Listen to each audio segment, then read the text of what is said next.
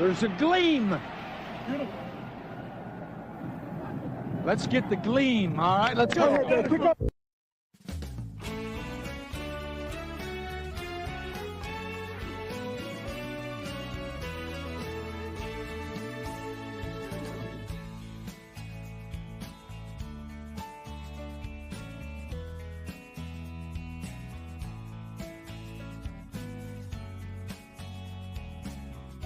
The U.S. has become a dumping ground for everybody else's problems. Thank you. It's true. And these are the best and the finest. When Mexico sends its people, they're not sending their best. They're not sending you. They're not sending you.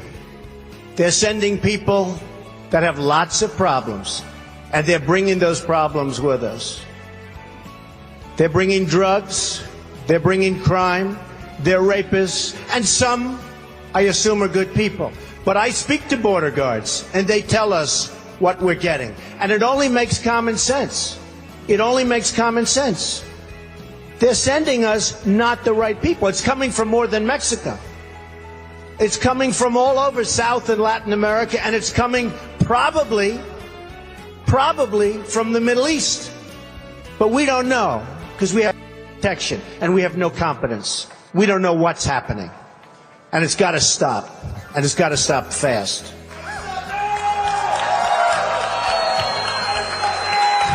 What did I say? I'm not gloating, but what did I say? Did I not say that we were winning? We rocked them, Bama. We rocked them. Nigga, you see me coming on that plane? You a question? What do you have? Go ahead. No, that's enough. Go ahead. Can I ask? But that wasn't my question. The problem is you don't write the truth. So, as far as I'm concerned, I want to go to the next Can I ask you a question about? No, not CNN, please. Go ahead. The White House has not responded to these I told you. CNN is fake news. Don't talk to me. Go ahead, please. But he says he was retaliated against, and that's why he was removed from his. Sure. Yes, I'm sure, bitch. I got the head of the CIA right here. He'll tell you. Do you have a response to that? Okay, next question. Mr. President, I have. Guess that means you need to shut up. That's what I do if I had no army. I would shut up. Shut the That's right. You held on to those documents when you knew the federal government was seeking them and then had given you a subpoena to return them. Are you ready? Are you ready? Can I talk? Yeah, what's the answer? Do you mind? I would like for you to answer the question. Okay, it's very simple to answer. That's why I asked it. It's very simple to. You're a nasty person. I'll tell you Can you answer why you held on to the documents? I was negotiating, and we were talking to. It was $35,000. $35,000 cash money? No, I give $35,000 plus one, right? The one I gave. No, you gave me six, though, right? That was one. I had one. It was six, and then $35,000 plus one plus six was seven. $35,000 and seven, right? Motherfucker, can you buy that? Let's hear the question from this very low-rated anchor at CB. Damn, I know I shouldn't have called on this nigga. I shouldn't have called on you because you're always trying to distract motherfucker. Fine, I'll answer your stupid-ass question. I plan to ask President Bukele to help return the man who your administration says was mistakenly deported. The man who was mistakenly deported to El Salvador. Well, stop worrying about that. I got that under control. Let me ask Pam, would you answer that question? Sure, President. First and foremost, he was illegally in our country. You need to shut up. That's what I do if I had no army. I would shut up. Shut the So will you return him, President Bukele? You are doing a great job. Thank you. you. Wait a minute. Can you just also respond to that question? Because, it's asked by CNN, and they always ask it with a slant. Because they're totally slanted because they don't know what's happening. That's why nobody's watching them. We won a case 9-0, and people like CNN are portraying it as a loss, as usual, because they want foreign terrorists in the country who kidnap women and children. No, shut the Why don't you just say, isn't it wonderful that we're keeping criminals out of our country? Why can't you just say that? Why do you go over and over, and that's why nobody watches you anymore? By the way, if you are smart enough, you will know who I am. But you are really not smart enough to know who I am. But soon you're gonna know who I am. Very easy. Wow, very easy. The entitlement. No, believe me, I'm much better than that. Get the fuck out!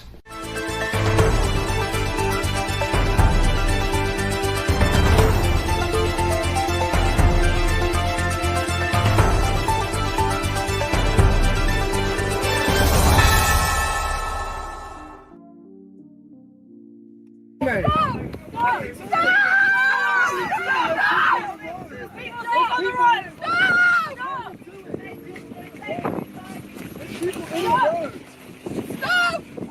if you sit down in front of it, if you sit down in front of it, sit down in front of it.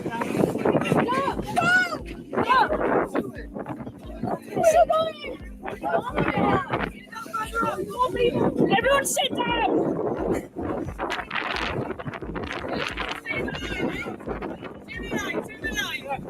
Sit in the line. Stop!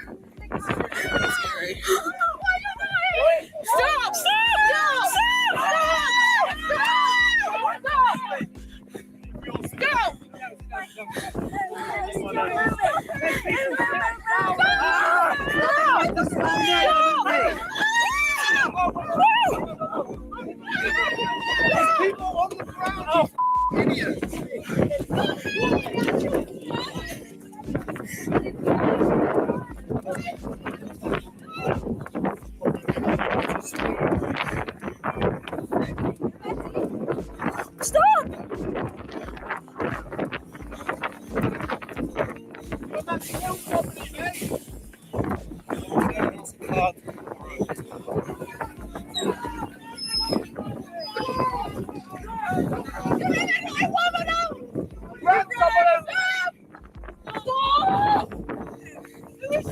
Is everybody okay? Stop!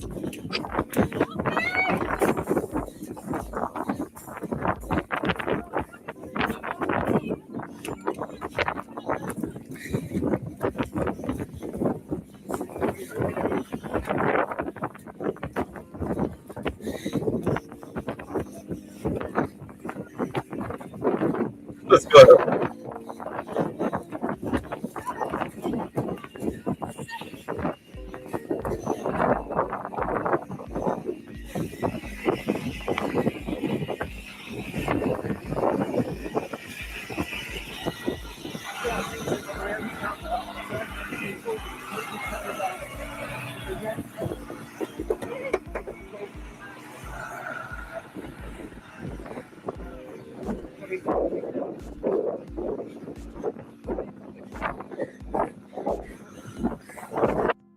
So, what you just saw there, and this is funny. What's going on there, Stevie? This is funny. I love that's my favorite protest video.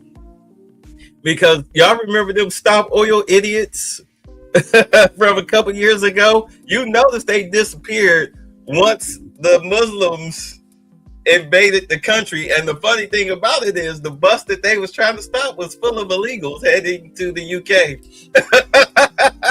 So they got replaced. They got replaced by grapists. Good morning, good afternoon, good evening, wherever this video finds you. Welcome to Text. So, I know it's been a while. I've been busy. I've been trying to get some things off the ground. Let's see here. Is this playing? Yeah, this is going to take a minute before he gets on. What I've been doing, let me show y'all something while that waits. I've been building my forum, right? The website is done, but I've been working on my forum. You know, all of these, they lead somewhere. But they lead to here, you know, places like this. Oh no, Trump is back. They lead to this, but working on the design for this. I'm going to make this a whole lot sexier and prettier. So I've been working on that. I'll finish that tomorrow. I figured I'd at least come and holler at y'all today now that I got some time. All right, so let's get busy. So apparently a couple days ago, Trump, he held a press conference where he was talking about what happened with voter fraud. And NBC, ABC, and CNN, they decided not to air it, which is their right. They have the legal right to do that. But, I mean, you do have to understand that what they are telling you is that they're not a legitimate news organization. You understand? That's an activist television station. Right now, currently, a federal judge has put the kibosh, or at least put it on hold, Paramount's purchase of Warner Brothers. Because do understand, once they buy Warner Brothers, it's over. Because then they'll get the CNN package and all of that, and they're going to destroy CNN. It'll be over for CNN. Because you have 12 states that are suing, trying to block the sale. So until the case is settled, they're going to tie this up in court. And in all honesty, the case needs to be thrown out. Like, you shouldn't have permission to sue as a state. You shouldn't have the permission to be able to sue a private entity from purchasing another private entity. That's ridiculous. That's ridiculous. But the thing about it is that they need that platform. They need Warner Brothers to still operate the way that they're operating, because although Warner Brothers, as far as their television networks and the studio, is garbage, they've run it into the ground. They still need those social media accounts for their sock puppetry. You understand? They need that for their sock puppetry. Like, this is why you have these idiots online who just agree with the most outlandish things, because they're trolls. You need that army to try to at least have the perception that the public is on their side for insanity. Like, prime example, like Hassan Piker, who's probably going to wind up in prison sometime within the next 365 days because of the illegal financial situations that he's in. So they need that American-born, American-made company to post their garbage, so that way they're not caught taking foreign powers' money like Hassan is doing and other people.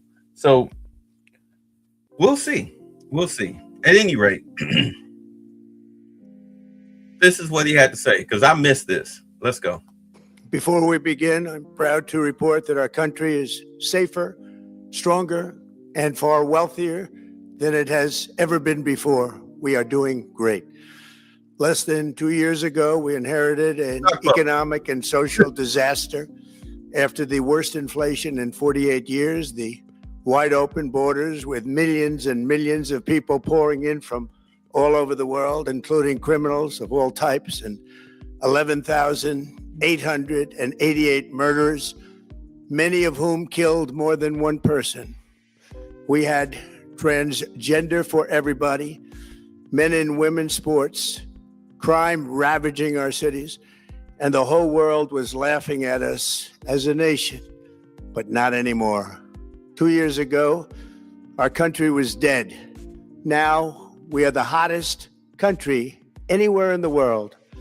America is respected like we have never been respected before. We have more money being invested in the United States than at any time in the history of our country. More Americans are working today than ever before. This week, it was announced that inflation saw the largest monthly decline in more than 6 years. Just happened. It was just given out. The media reported it, and we accept it. The best in 6 years. The tax cuts in our great, big, beautiful bill are saving hardworking families thousands and thousands of dollars, like with the provisions, no tax on tips, no tax on overtime, and no tax on Social Security for our great seniors, along with the interest deduction on a loan used to purchase a car, but only if that car is made in America, and a 100% expensing for our job-creating businesses. Our stock markets are at their highest point in many years, but we can actually say of all time. And your 401ks, pensions, and retirement accounts are setting records every single day, the highest in history. For years, we paid the highest price for prescription drugs anywhere in the world. Now we pay the lowest price under my most favored nation's policy, because I was able to get the rest of the world and the pharmaceutical companies to act responsibly. Drug prices are coming down by 70, 80, and 90%. TrumpRx.gov, this will ultimately reduce the cost of healthcare. You have to go to TrumpRx.gov and take advantage of it. But the cost of healthcare is coming way down because of what we've done with prescription drugs. And with Trump accounts, every child in America now has access to a tax-free investment account to save for their future. Billions and billions of dollars are being invested, put in by companies and individuals to take care of our children so that at age 18, they will have potentially hundreds of thousands of dollars in their account, and they'll get off to a great start in life. So for that, go to TrumpAccounts.gov and sign up your child or any child who'd like to sign up. Our previously wide open borders have been transformed into the most secure borders in the history of our country, with 0 illegal aliens being admitted to the United States in the past 14 months. That is 0. Nobody thought it was possible. We had the worst border in the history of our country, and now we have the best. Crime is plummeting nationwide, with the murder rate at its lowest level since 1900, or more than 125 years ago. We're making a record investment in our armed forces, and we have the strongest and most powerful military by far anywhere in the world. I built it during my first term, and unfortunately, we're forced to use it now. We won in Venezuela, which is now working with us to produce millions and millions of barrels of oil. We are likewise winning big in Iran, and you will see the fruits of that labor very, very shortly. America is back and doing really well, but we still have a major challenge that must be urgently addressed, because no country can be great without fair and honest elections.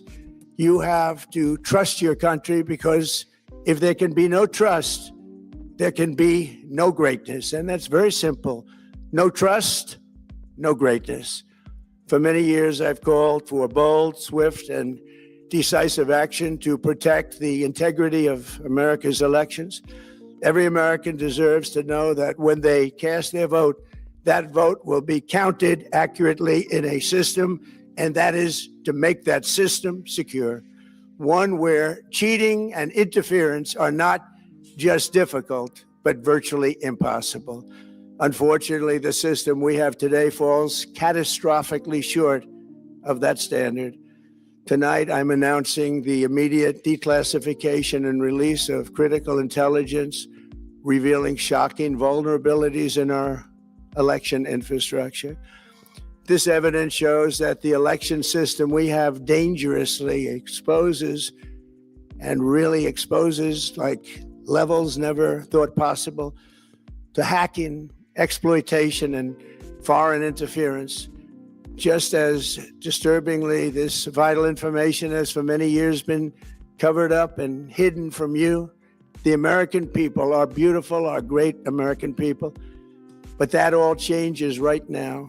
The documents we will release starting tonight have been gathered by the White House Government Transparency Task Force, a great group of people, along with the staff of the President's Intelligence Advisory Board, supported by our top intelligence agency chiefs, who have all personally reviewed the findings. We are presenting this evening and fully confirmed their authenticity. You can see these documents for yourself at whitehouse.gov. That's whitehouse.gov. Go check it out. Our purpose in disclosing this information is not to weaken confidence in election, but to earn that confidence by confronting vulnerabilities and correcting them very, very quickly. And that's what we're doing. The documents cover 5 major areas of concern. First, they show that over a period of years, starting during the 2020 election cycle, the People's Republic of China carried out what is believed to be the largest compromise of election data in history, resulting in China's illicit acquisition of 220 million U.S. voter files. That information includes names, addresses, phone numbers, political party preferences, and other sensitive data that would be needed to register to vote and engage in other nefarious activities, which is exactly what was happening. This data loss presents an unprecedented election security nightmare. The intelligence even shows that China has signed a data exploitation unit specifically to this new project. Compounding the travesty, the second set of documents we are releasing reveals that members of the deep state, very, very famous group of people, in many cases, in our intelligence agency work to actively suppress and downplay information about the extent of China's sinister election meddling, covering it up from both the president and the American people like nobody thought was possible. U.S. spy agencies began learning about the compromise of voter registration files in 2020 when they discovered that tens of millions of voter data, think of that, tens of millions of voters' data in 18 states have been bought, stolen, or hacked by China. Yet those responsible for sounding the alarm instead kept the information secret and hidden. They did not disclose to me as president or to anyone else, and to the best of our knowledge, they did not inform Congress. In fact, all they kept saying is, this is the most secure election in the history of our country, a standard, very pat line that was divvied out to say. The cover-up of this colossal security breach is even more disturbing in light of the additional information showing that China engaged in other election-related activities to undermine my first administration and our 2020 campaign.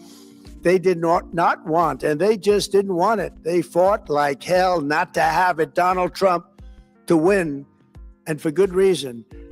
As the documents we are releasing show, CIA reporting explicitly stated, and I quote, in mid-2018, the Chinese Communist Party's policy was to leverage all domestic and foreign elements that were opposed to the U.S. president in an effort to reduce the U.S. president's votes and make him resign or prevent his re-election. Isn't that nice?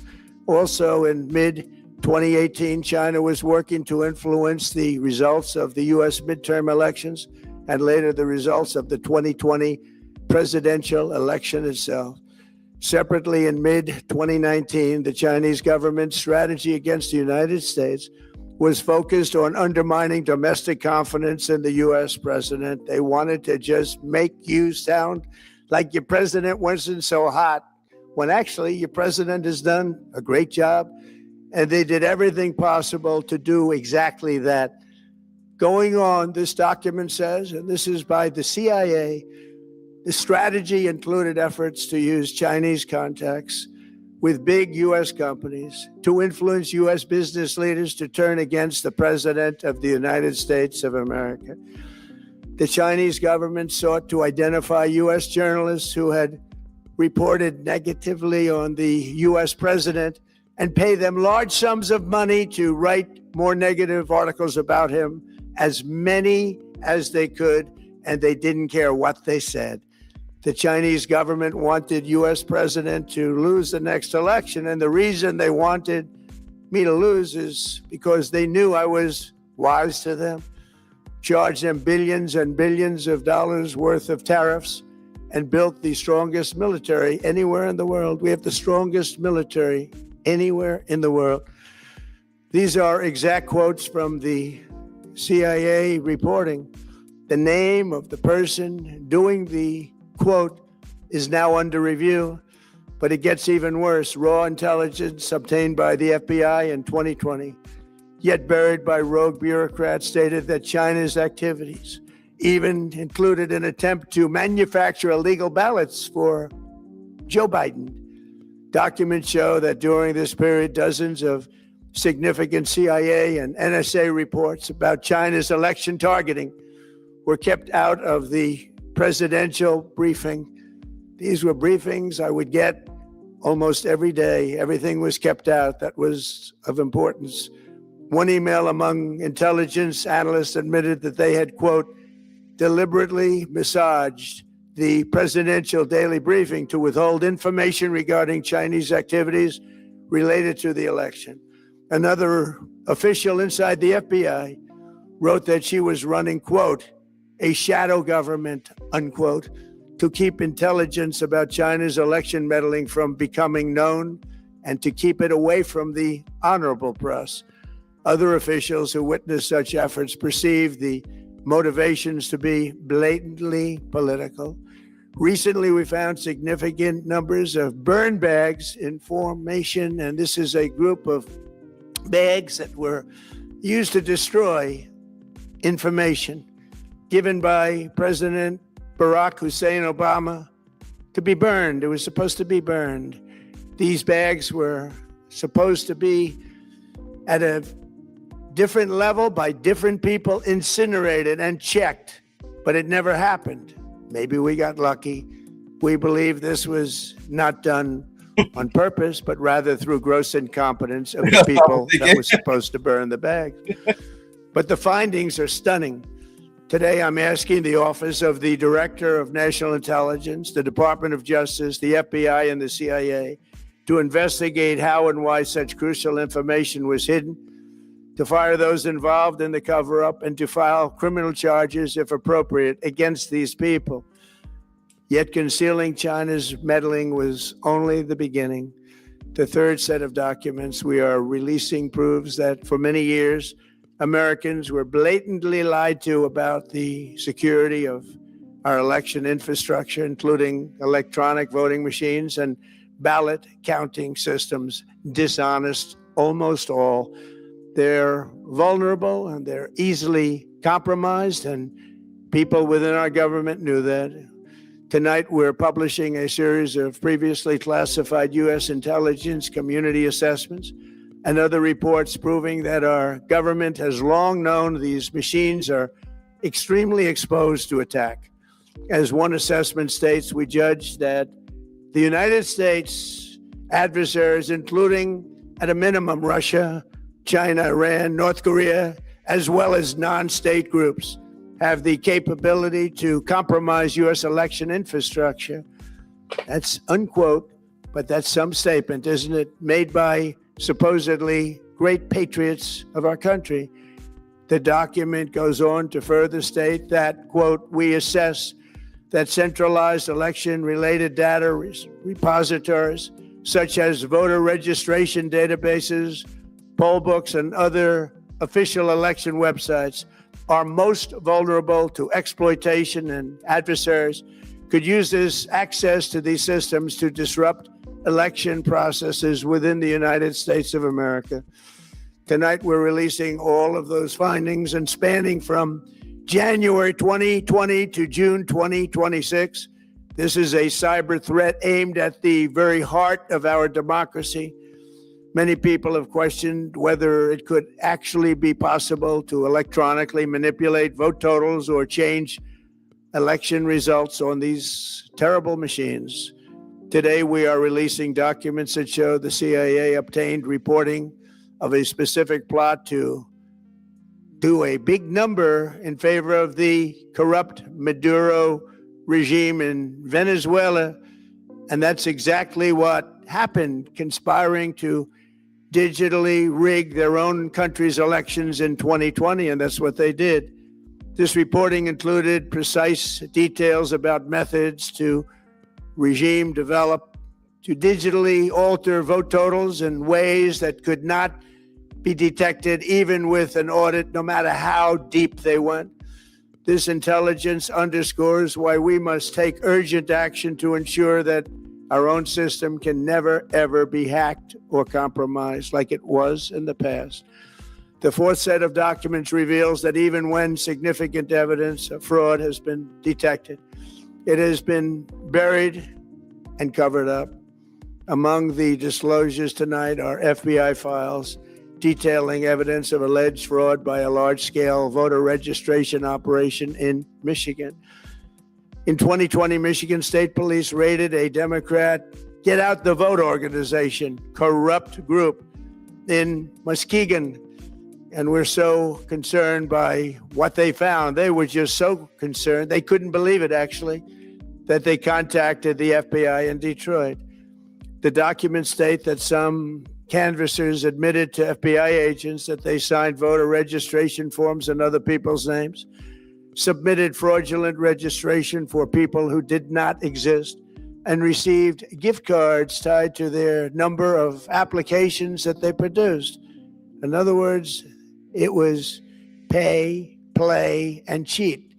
The FBI agents working on the case believe that crimes were committed, yet the Biden Department of Justice slow-walked the investigation and killed it.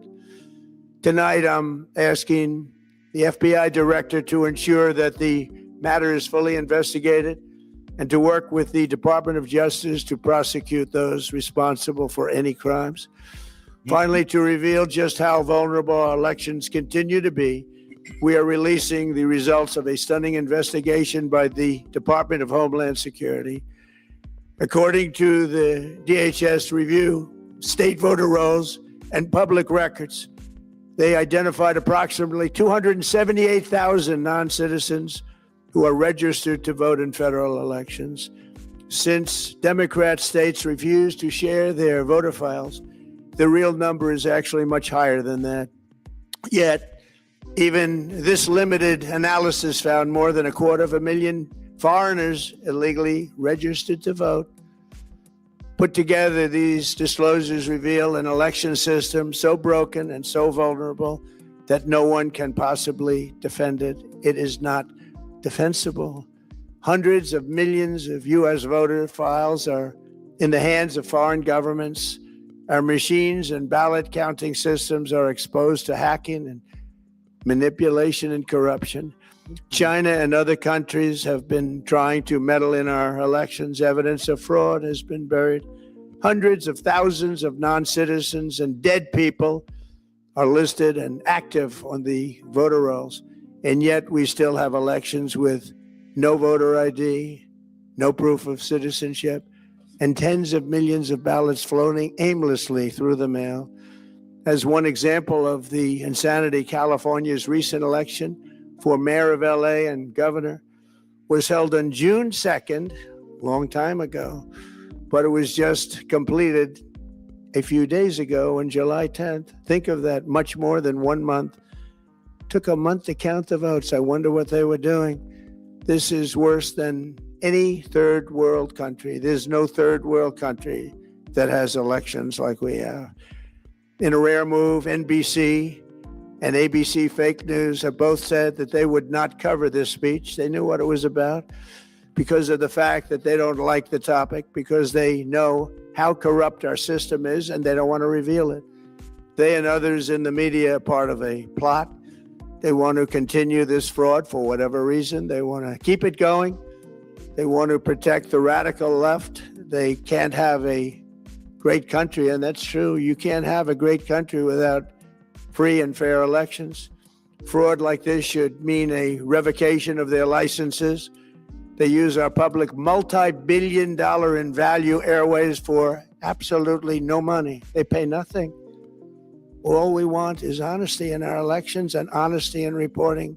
They pay nothing for multi-billion-dollar assets. Great damage has been done to our country. Our elections were left vulnerable to being rigged and stolen, and the trust of the American people was lost. This cannot be allowed to continue. Every American, whether you're a Republican, Democrat, Independent, or otherwise, should be able to agree that we deserve the most secure, honest, and fair election system anywhere in the world. Secure elections should be a partisan, really, we should be together. Democrats, Republicans, Independents, everybody. And it should not be a partisan issue. It should cause to unite us, not to divide us. This should be a cause. We should be united, not divided. In light of the brand new and irrefutable information I have revealed tonight, my administration is in the process of notifying the states whose election data was compromised by the People's Republic of China, and many others. We will be working closely to mitigate any harm, and we're taking swift action to ensure that sensitive voter data is better protected so we can never be bought, we can never be hacked, and we can never watch a stolen election again. Tomorrow, the Secretary of Homeland Security will hold a briefing to outline his department's recent work confirming cyber vulnerabilities in our electronic voting systems. They are bad. We're in the process of informing governors, senators, and members of Congress of potential issues in their states.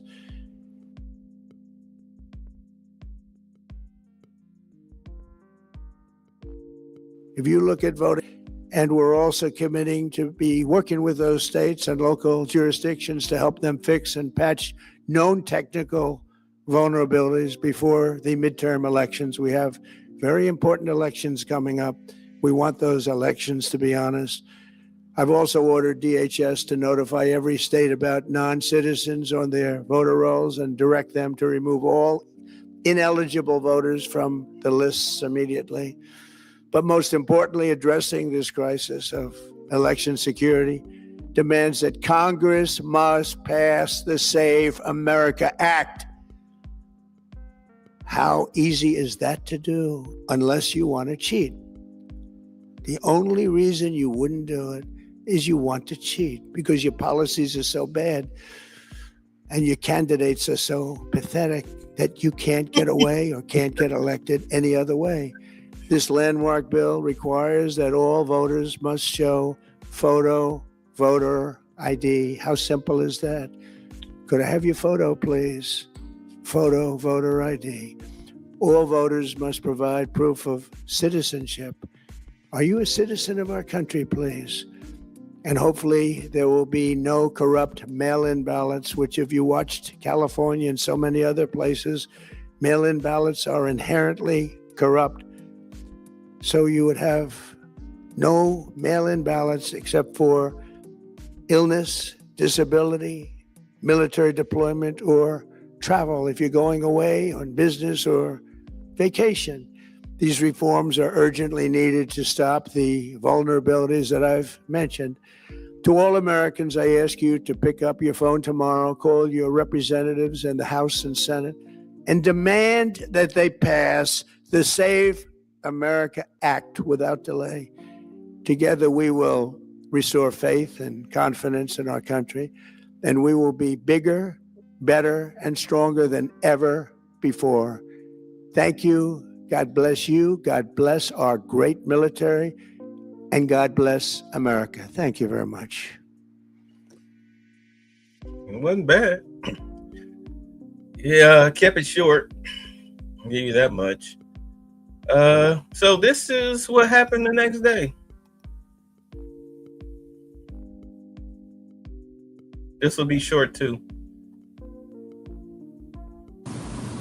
Like less than 30 minutes.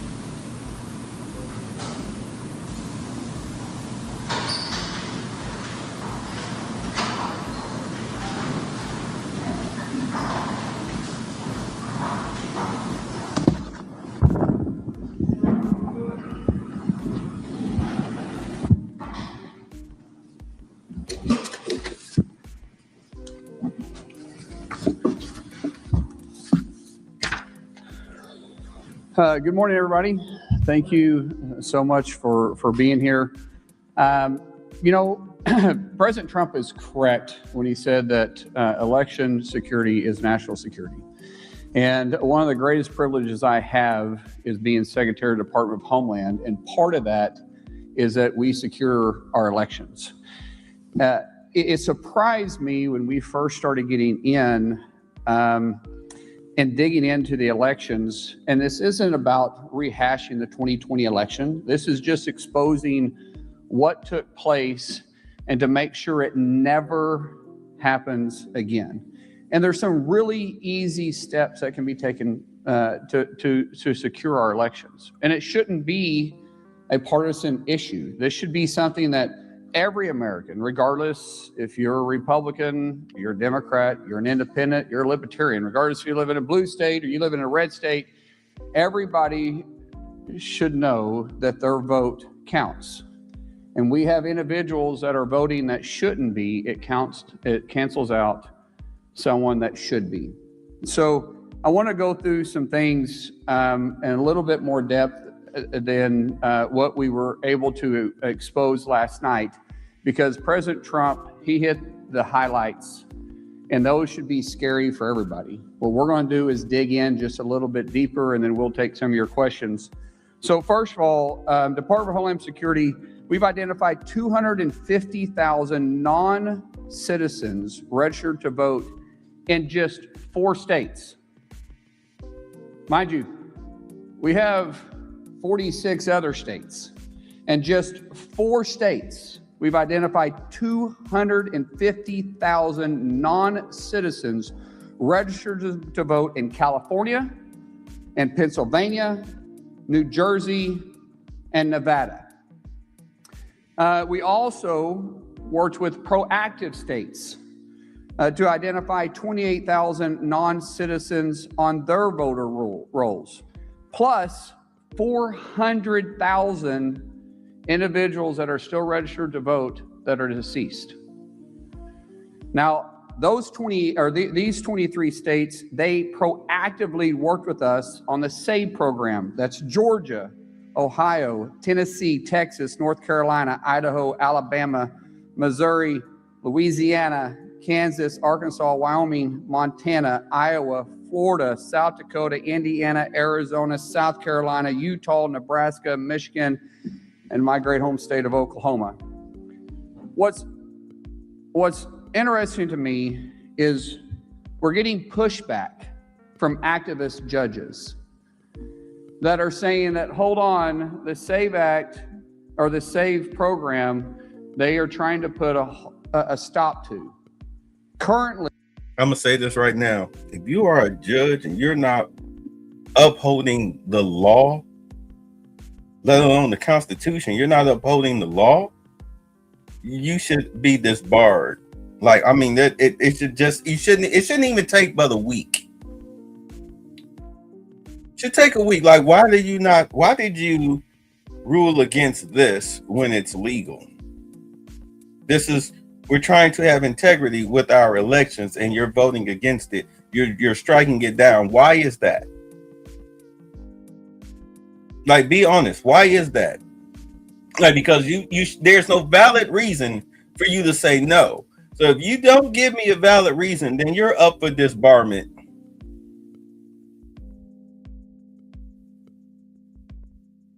You're suspended, barring a disbarment hearing, because you're not upholding the law.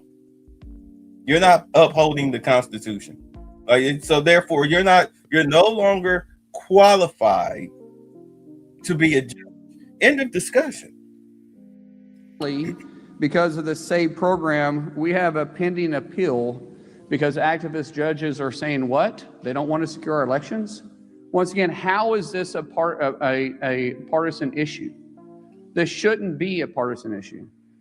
This should be that any judge and any God-fearing individual that loves this country should want to make sure that our elections are secure. And we have created inside DHS the SAVE program that allows states to proactively look at their rolls. And so when you have 278,000 individuals that are non-citizens registered to vote, plus 400,000 that have already been identified just in 23 states, what can we find? We have all 50 participating with us. We know, talking about our machines, we know for sure that our foreign adversaries, not our allies, foreign adversaries have parts that are vital pieces in our voting machines. We know that they can access what they consider the key to the back of these machines. We know that they can change voter registration and your vote. We know it's possible. There's not a question. It's not even for debate. One thing that I love about numbers and I love about facts is they don't lie. Yeah, this isn't something that I'm trying to tell you to spin a narrative. This is what is going on. And what we are saying is that every state should partner with us to work to secure this. Once we identify the problem, everybody should be informed. Working with Secretary Lutnick, we are going to make our security enhancements mandatory, meaning that if these states want a grant and they want to be reimbursed to work or to run federal elections, they're going to have to implement security issues. Just security issues. We're not trying to get into anything else, but we're saying that the machines have to be secured and that your voter registration list needs to be scrubbed. We need to make sure that individuals that are legally able to vote are voting. We know that Iran hacked our state voter files and attempted to compromise, is the best word I can use, our systems where military members used to vote. So we're working with Secretary Hegseth and the DOW to safeguard those systems and protect our military voters. Department of War. What's frustrating again in this is that the Biden administration knew this. And our intel community knew this. And not only did they withhold it from President Trump in his first term, but they withheld it, it looks like, President Biden in his term. They withheld this information from the public. They withheld it from Congress.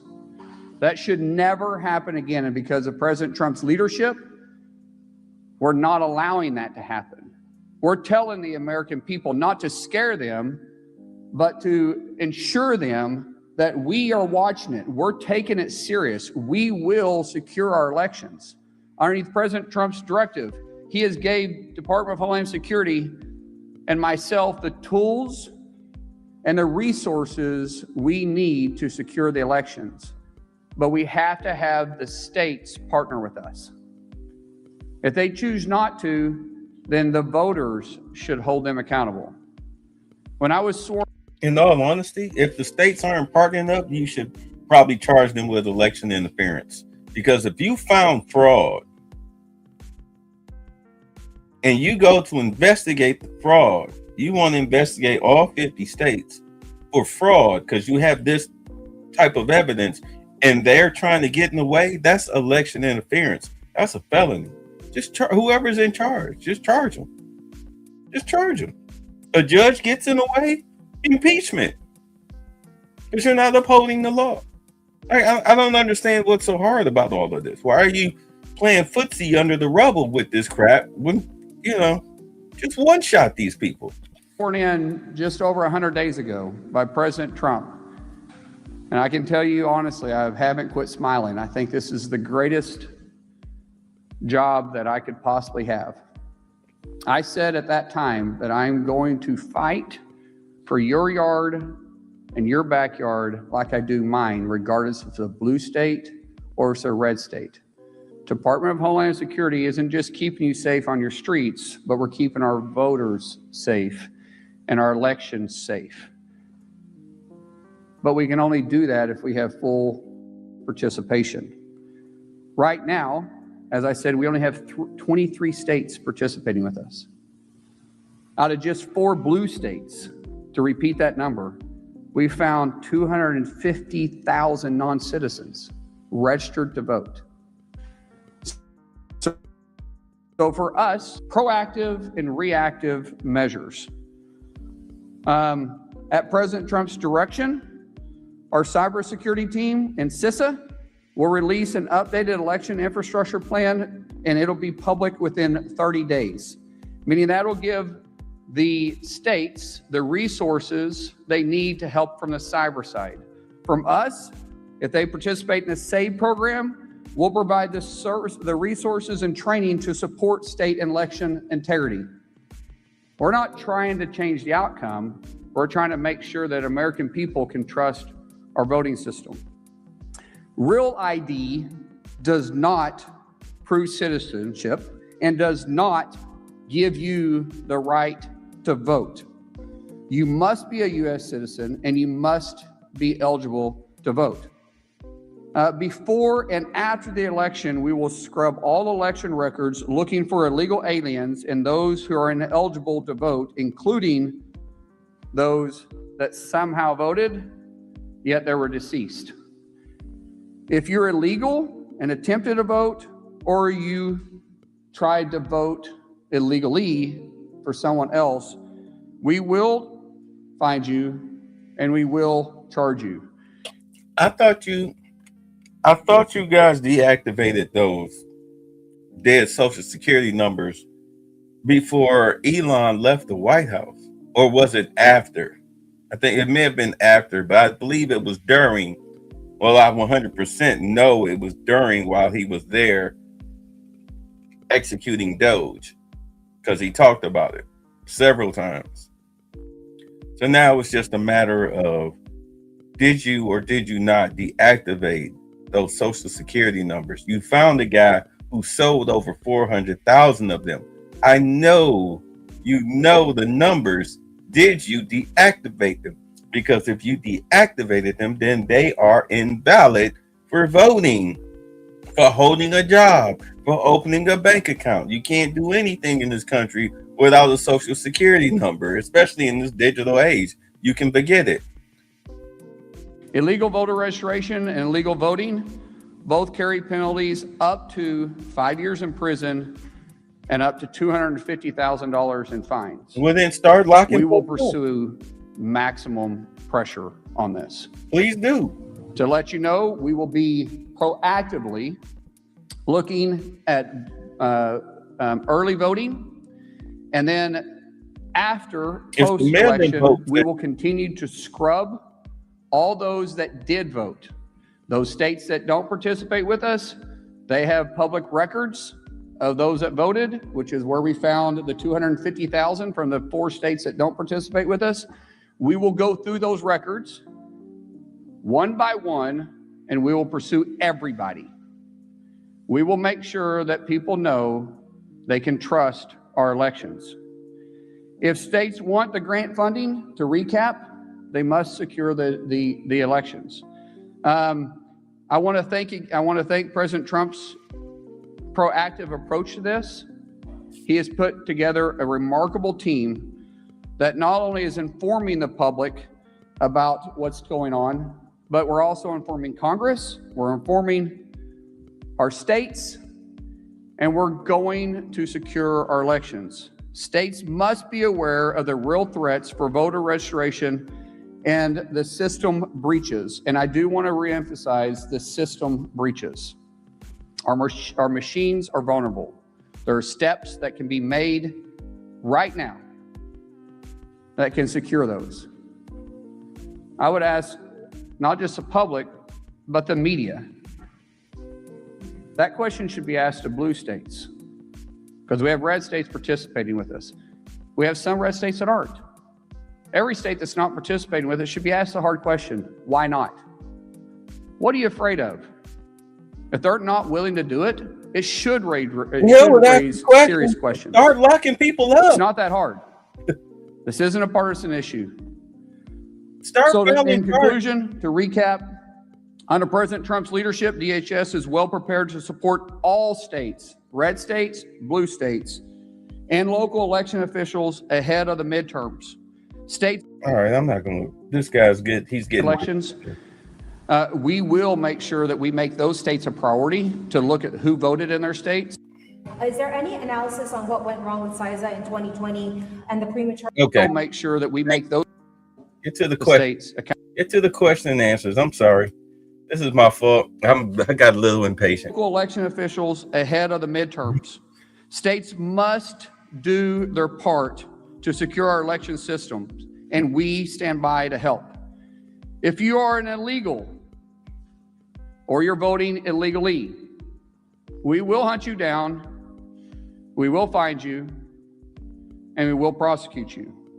The American people must have confidence in our elections. Election security is not a partisan issue, and Homeland Security, we're here to support everybody. The American people, the states, even the media, to get access and the information they need to hold the states accountable. So with that, I'll open up for questions. Yes, ma'am.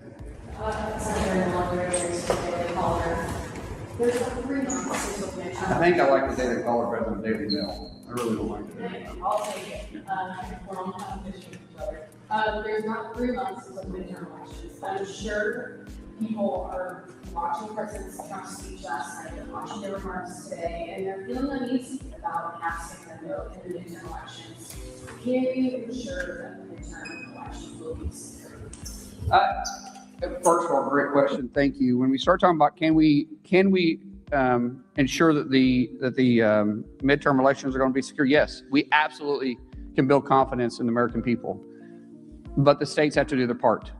I will tell you, if the states that choose not to participate with the SAVE program and they choose not to participate in securing the elections, we will make sure that we make those states a priority to look at who voted in their states and hold then the election officials accountable. If the election officials, once we gave them the information they need to secure their elections, and they chose not to, then those individuals can also be held accountable by fines, by penalties, and even, depending on how far it goes, prison time. Let me get the follow-up question and I'll get to you guys. Hold on one second. Yes. Secretary. The president has mentioned that there were intelligence officials who covered this up and kept it from him and President Biden. Do you have an estimate of how many intelligence officials were involved in this? There's no question the intelligence community from the FBI, CIA, and even other places within DHS, not underneath President Trump's leadership, but that was underneath the Biden administration, kept it from President Trump and the American people in Congress. We are currently going through those lists. We will hold each one of them accountable. Some people aren't here.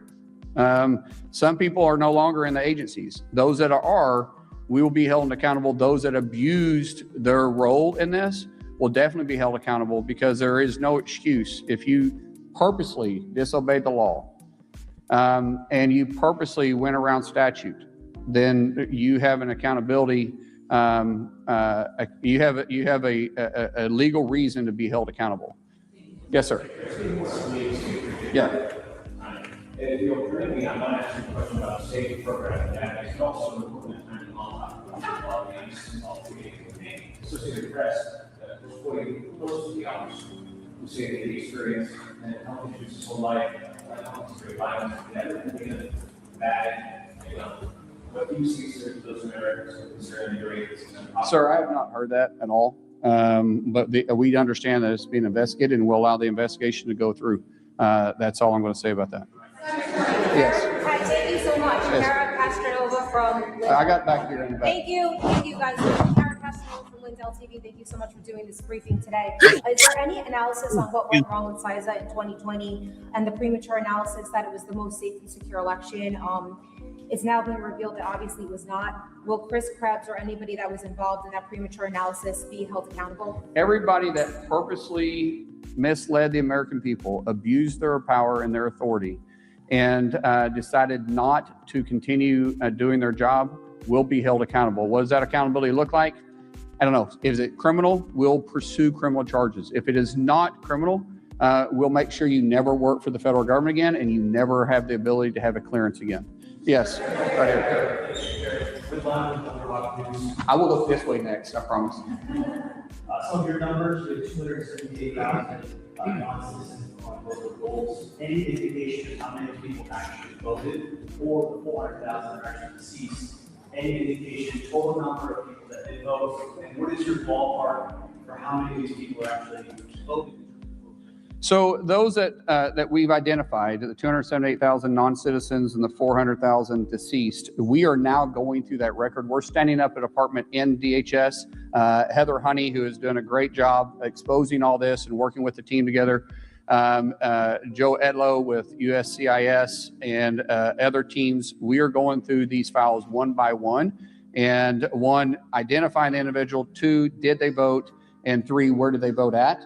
That's a hard, it's easy with states that participate. So the 28,000 that we identified with the 23 states that are working with us, that system can be very easily expose all 28,000. The problem is an activist judges now have put a hold on it, and so we're pending the case. Once it's turned back on, we'll be able to move fast. The 400,000 or the 250,000 in the just four of the blue states, meaning what were the states? So I got it right. California, Pennsylvania, New Jersey, and Nevada. Those are going to be a little bit tougher because we're going to file paperwork for FOIA, even us, to try to get that information from the states. But we will, I don't care how long it takes, we will go by this one by one, and everybody that did vote illegally, we will prosecute. We'll bring up for prosecution. Yes. Thank you, sir. Mary Margaret with the Daily Wire. I have 2 questions for you. By the way, it's very smart wearing a red dress because you catch everybody's eyes. Same thing with what color shirt is that? Peach? Orange? I don't think that's orange. That's peach. That's definitely peach. My first question for you is, given that left-wing lawmakers on the media has already suggested that the president's entire speech last night was discredited, it seems likely that blue states will not participate in your efforts. So how do you plan to respond to that? And then on my second question, on the traffic stops, did the president know about that decision before you made it, and at what point did you learn of it? Yeah, so first, let's talk about the major networks not willing to carry the President of the United States address to the nation on election security. How shameful is that? I think it was ABC, NBC, and I don't know if CBS, did CBS carry it? Anybody? CBS carry it? So ABC and NBC not carrying that, why? What are they trying to cover up? Why wouldn't they want to inform the American people?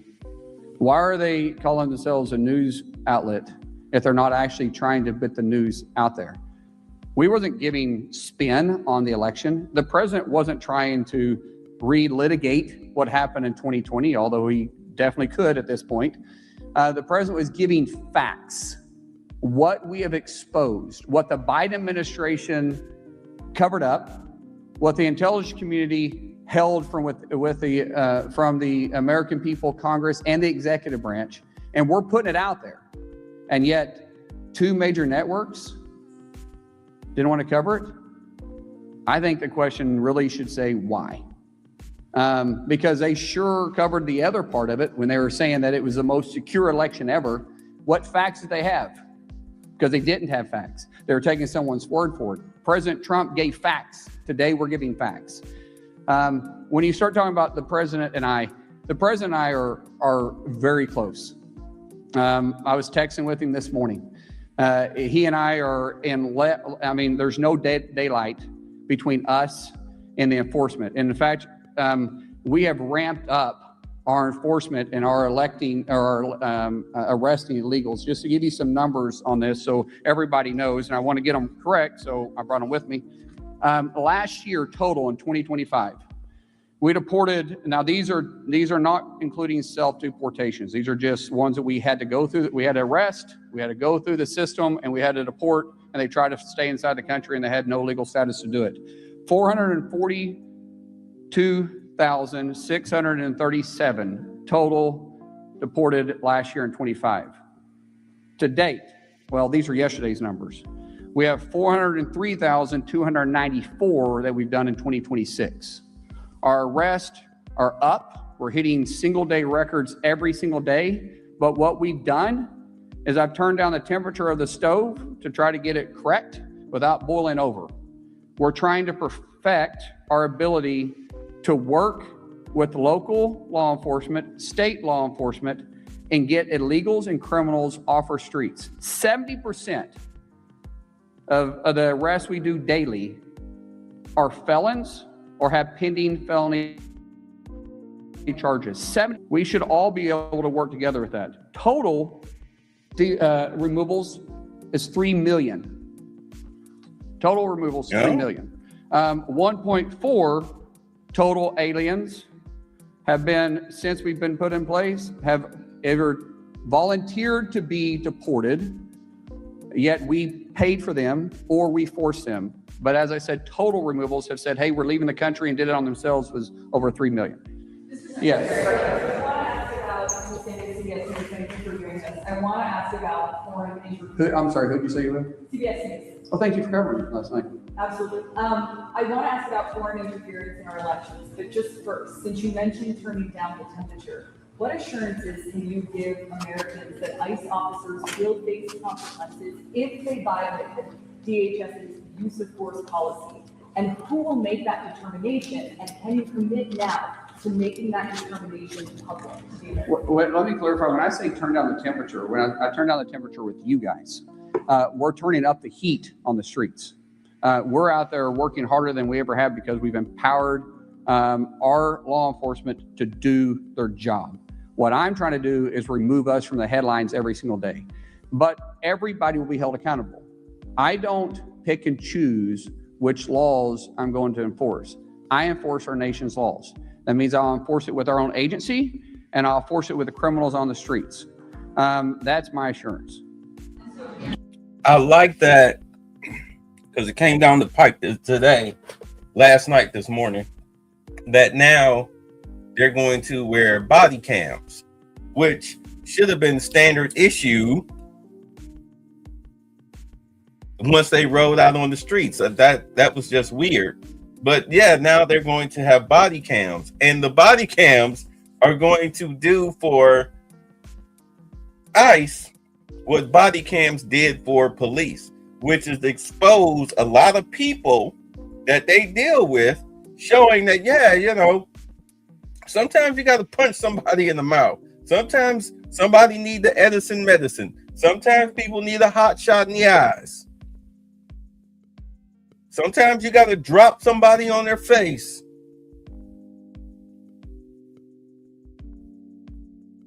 Now, if you notice, a lot of these protests have calmed down. I mean, they're still in certain areas. New Jersey, that was one I saw in New Jersey, where you know how like they're blocking the people from coming in and out of the facility, the employees. So this one chick tried to block one of the cars coming out, and it was a black chick with a long weave, tall, Sasquatch black chick. She blocked her car. The chick got halfway out the street. She stopped, and because the chick threw something at her windshield, she got out that car to go whoop that white girl's tail. Next thing you know, it was a melee of employees versus domestic terrorists, and the employees was putting in that work. The majority of the employees that came out were black, and they was putting in that work. They was putting in that work because they were sick of these people always damaging their cars and getting in the way. Like, why are you fighting for rapists and murderers and drug dealers and killers? What is wrong with you? You bothering us because you stupid like that? You getting paid to be out here? So you want to damage my property? I'd break your teeth in too. What are you doing? Get the hell out of my way. You're lucky I can't run you over because I'll be looking at getting charges pressed on me. But once you start damaging my property, I'm not worried about court. Because I know you're not going to pay for it. I have to file an insurance claim. It's going to come out of my pocket. And if I file an insurance claim, then my rates are going to go up. Because you're a child.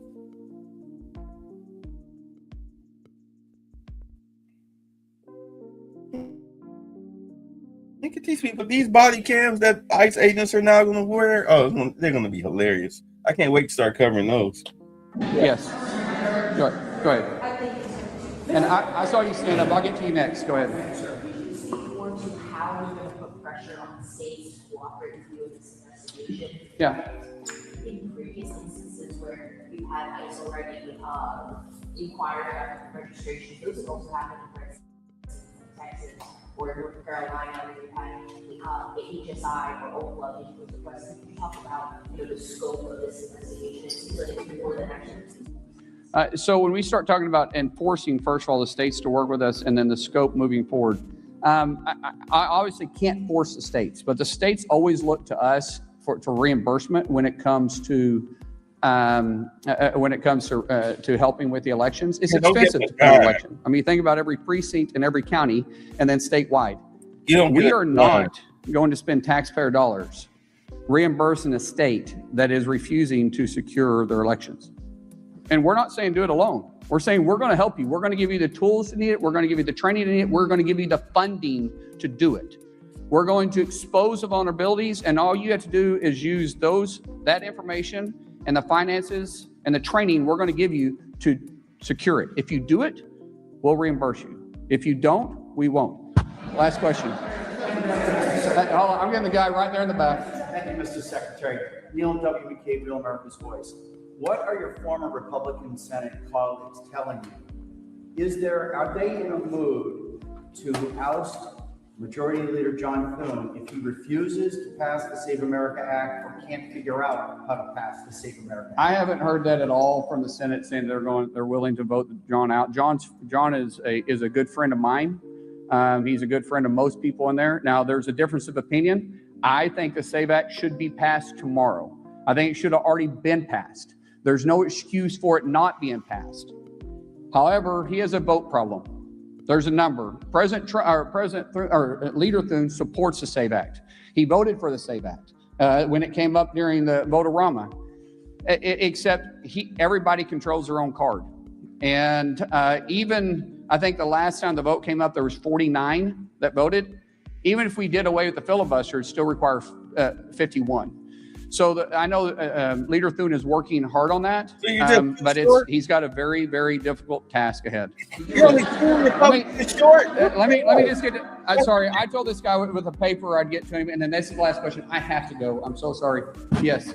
I'm just wondering if the officers involved in the Houston shooting, as well as the Maine shooting, are they still on administrative leave? Is that how long? Why any investigation that's going through? I don't care which law enforcement. I don't care if you're local PD, if you're county, if you're state, or if you're federal. When there's a shooting involved, standard practice is that individual goes on administrative leave while the investigation is going through. And we do it the same way. So thank you guys so much. Appreciate it. Because you're giving that person the time to decompress. I mean, they shot somebody, especially if they shot and deleted somebody. Send them back out on the street the next day or a couple of days later. While you do the investigation to prove there's a justified shooting, you let them go ahead and decompress because they're on paid administrative leave. So they're getting their paychecks. And of course, when everything gets exonerated, because what you had an illegal that tried to run over DHS and ICE agents. He tried to run them over and they ventilated them. Gave him the eternal celestial dirt nap, and rightfully so, because these are federal agents. You're not dealing with Roscoe P. Coltrane and Barney Fife. You're dealing with federal agents. This is real life. You try to injure a federal agent, they will take you out. End of discussion. And you can sit up there and fake cry and have fake outrage over somebody you didn't even know, don't even know the story, don't even know the guy's name. But you can sit up there and have fake outrage for that all you want to. Your monkey ass don't stop no show. And speaking of stopping shows, my girl is back. My girl is back. Good afternoon, everyone. It's great to be back with all of you.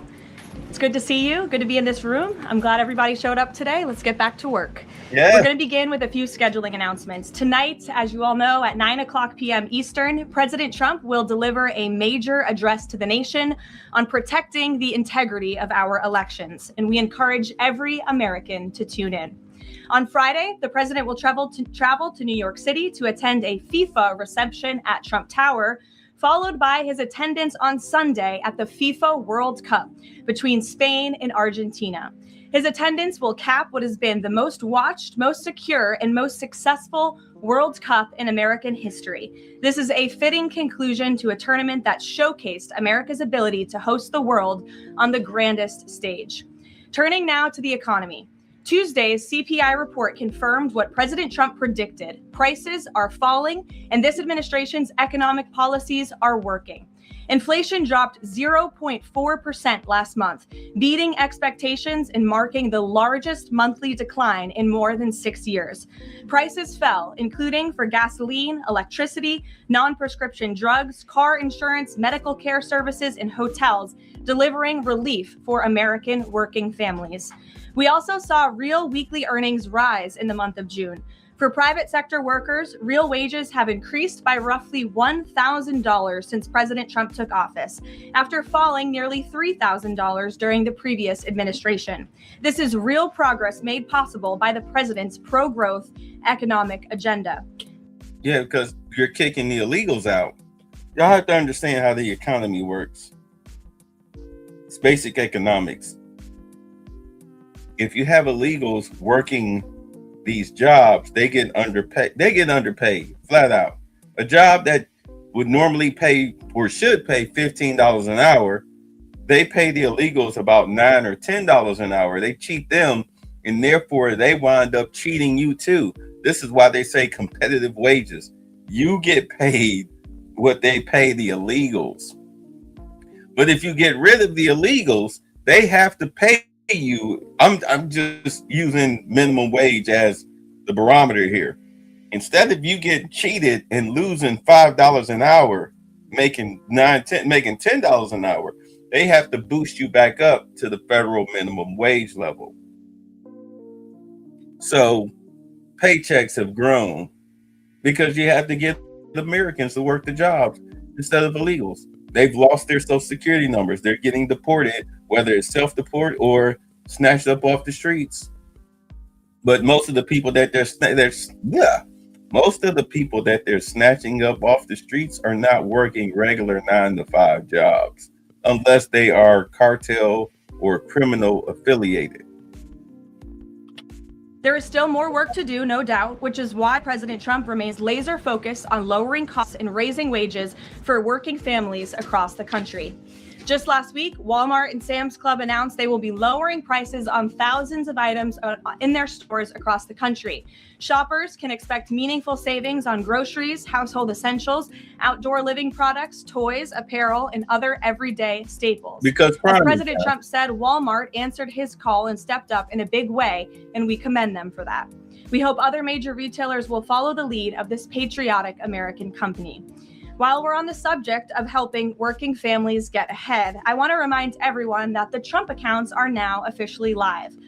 To date, and this is a new stat from the Council of Economic Advisors this morning, more than 6.5 million American children have been signed up for accounts so far, including my 2 kids, who I signed up during my maternity leave.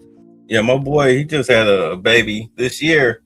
I was talking to him about the Trump accounts, which before I even knew his wife was pregnant, I was talking to him about the Trump accounts.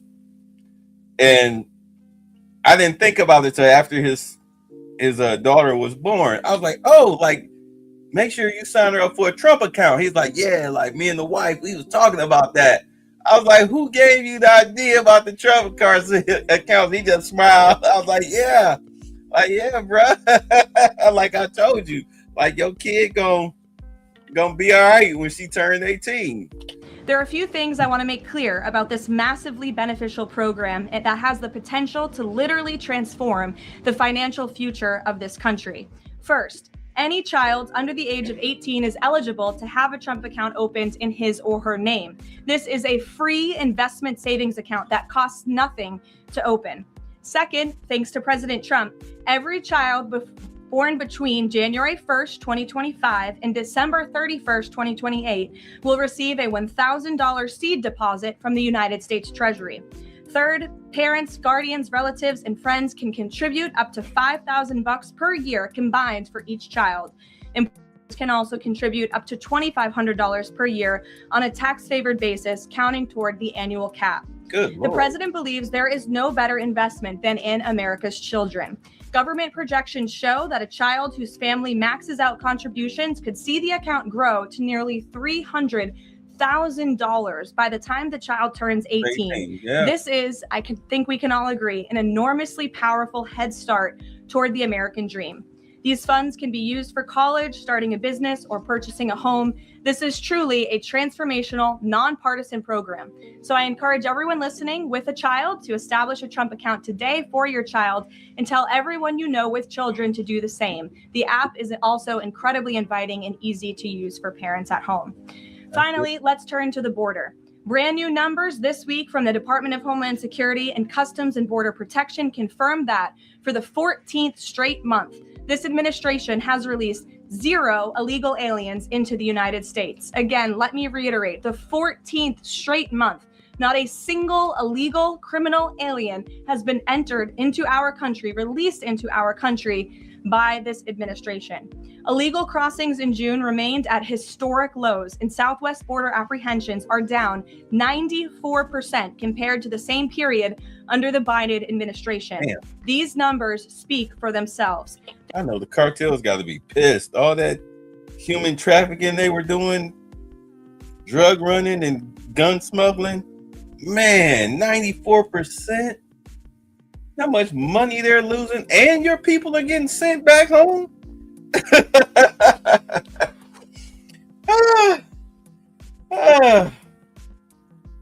The war on the cartels is just going easy peasy, lemon squeezy. Thanks to President Trump's strong leadership and unwavering commitment to law enforcement, America has the most secure border we have ever had in our nation's history. The administration continues working to reverse the previous influx of millions of illegal aliens into our country by the Biden administration, and our law enforcement professionals, God bless them, are arresting criminal illegal aliens across the country, including those convicted of the most heinous and violent crimes. This past weekend alone, ICE arrested a Mexican national and gang member convicted of second-degree murder in California, a Dominican national convicted of aggravated manslaughter in New Jersey, a Saudi national convicted of indecent liberties with a child in North Carolina, a Mexican national convicted of continuous sexual abuse of a child in California, a Nicaraguan national convicted of second-degree child molestation in Rhode Island, and a Mexican national convicted of lewd acts with a child under 14 with force in California. These are egregious crimes, and again, I think we can all agree that none of you would want these individuals living in your communities, and you have this administration to thank that they are on their way back home. The American people delivered a decisive mandate to arrest and deport these dangerous criminals, and President Trump is wholeheartedly committed to delivering on that mandate every day. He will never waver in his duty to defend our homeland and protect the American people, and he has proven without a shadow of doubt that the chaos and the lawlessness that we saw every single day at the border and across our country under the Biden administration was a choice, and it is a choice this president has chosen not to make. While this work is far from finished, the border is secure and deportations will continue. With that, I'll take your questions today. I look forward to doing so. I know there's a lot of news. We have two people in our new media seats today, Rachel Bade and Ben Black. Rachel, why don't you kick us off? Ben will give you a question, and then we'll get to the rest of all of you. Thanks, Rachel. Thanks, Caroline. Welcome back to the briefing room, and congrats on your baby. Thank you. Two questions, Sure. if I may. The first one, a fun one for your first day back. You now have two babies under 2 years old. I do. As someone who has a 4-year-old, I can only imagine how little you are sleeping right now. What is your one tip or secret to women who want to have it all? The kids. Oh my freaking God. Chick. Are you serious right now? You're in the White House press pool, and you decide that you want to suck toes and play feminist footsie with the White House press secretary? I know you have a better question than this. And the hard charging career. Well, thanks for the question, Rachel, and it is really good to be back with all of you. I don't think there is a secret. You just have to show up every day and keep going, and it really does take a village. Take the opportunity to shout out to my husband, who's home with our babies right now. I look forward to returning home later to be with them, but it's challenging. But for me, I view this as more than job. I view this as public service on behalf of a president who I firmly believe in everything this administration is doing and really creating a better country for my children and their future. And I'm very grateful for that. Blessed to both be working in this job, but also to have two beautiful babies at home. And as you know, Rachel, and any mom in this room knows, there's nothing better than being a mother. So I mean, this chick is her husband is a multimillionaire.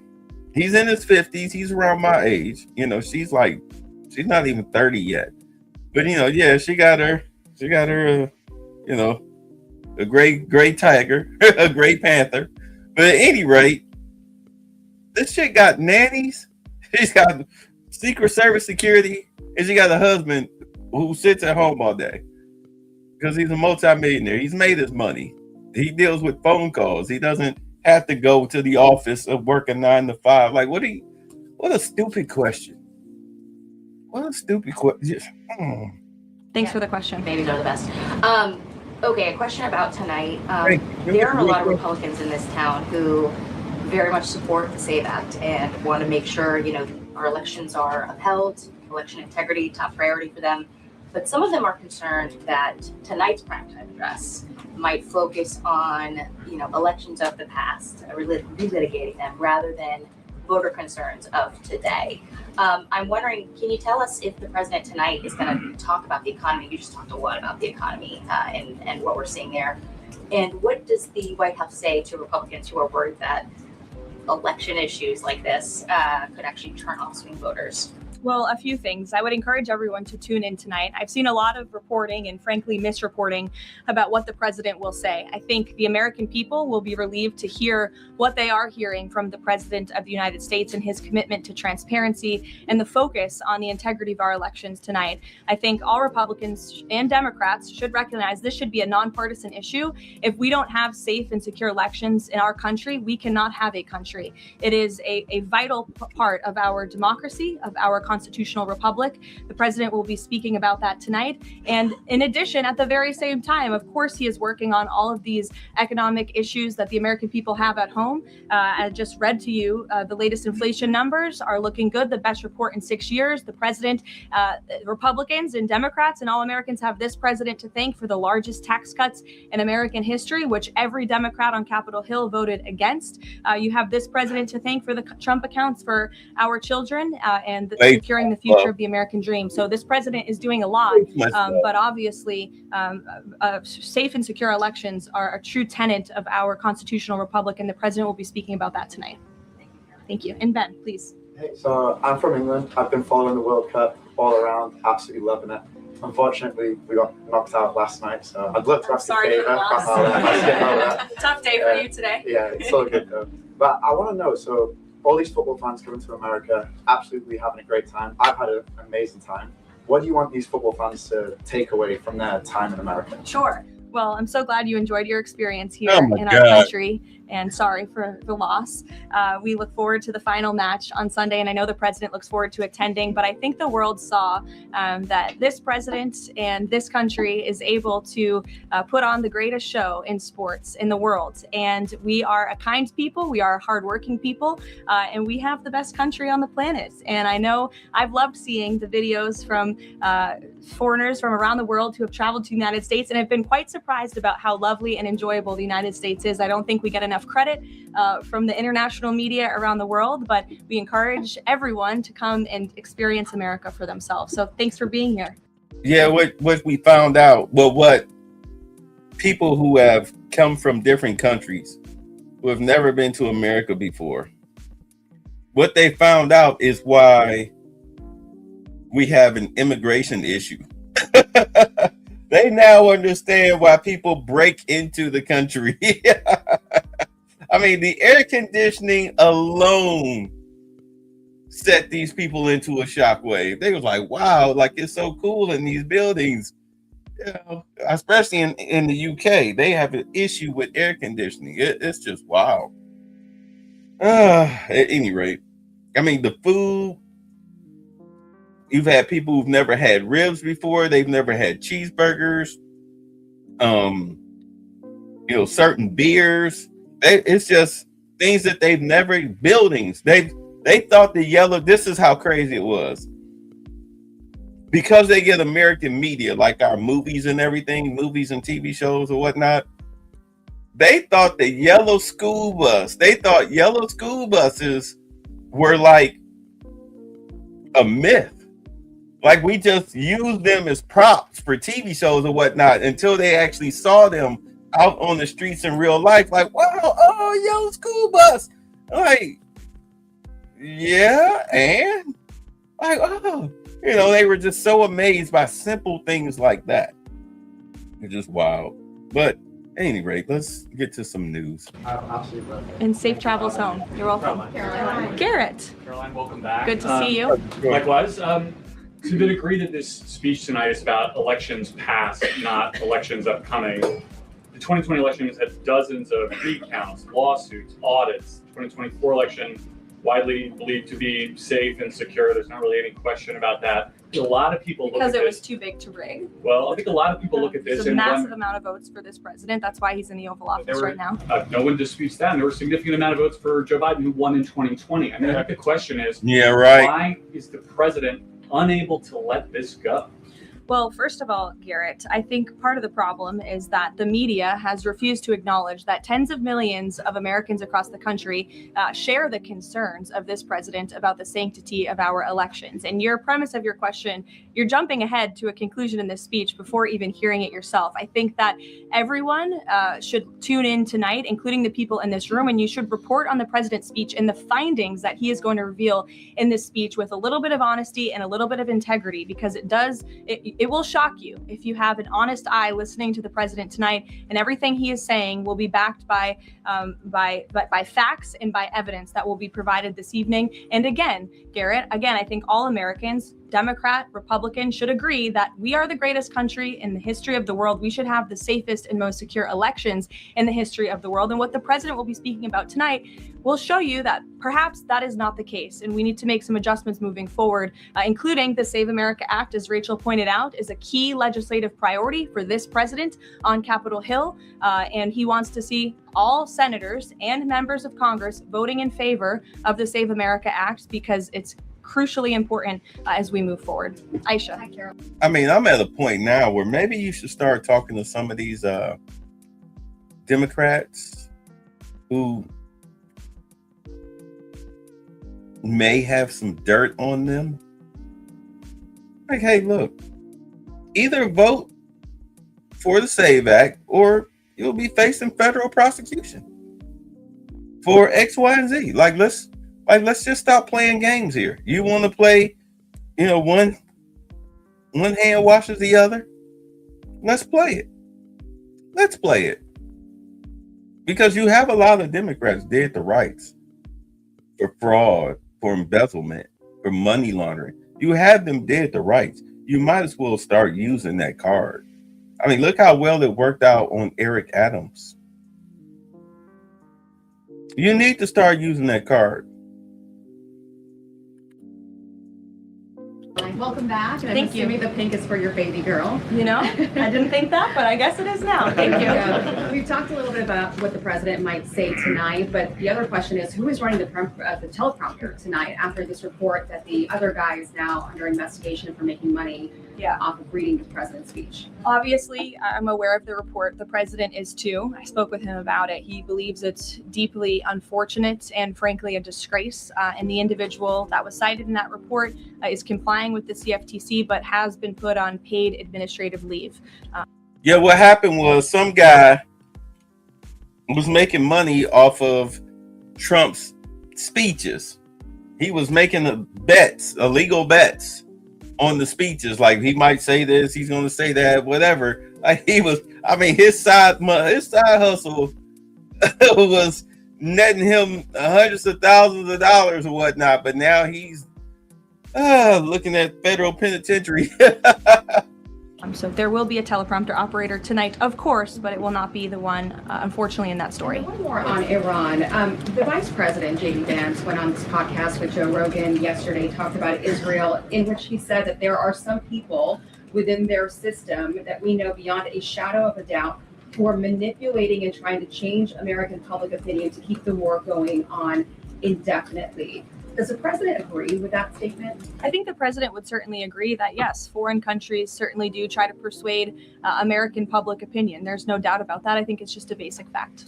Ed. Good to see you, Caroline. Following up on the teleprompter and then one on tonight's speech, what steps is the White House taking to ensure something like that doesn't happen again? Well, the White House has extremely strict ethical guidelines with respect to issues like this. And as I just told you, this individual will no longer be here. He'll be on paid administrative leave. I'm sorry, without pay. The administrative leave is unpaid, to be very clear.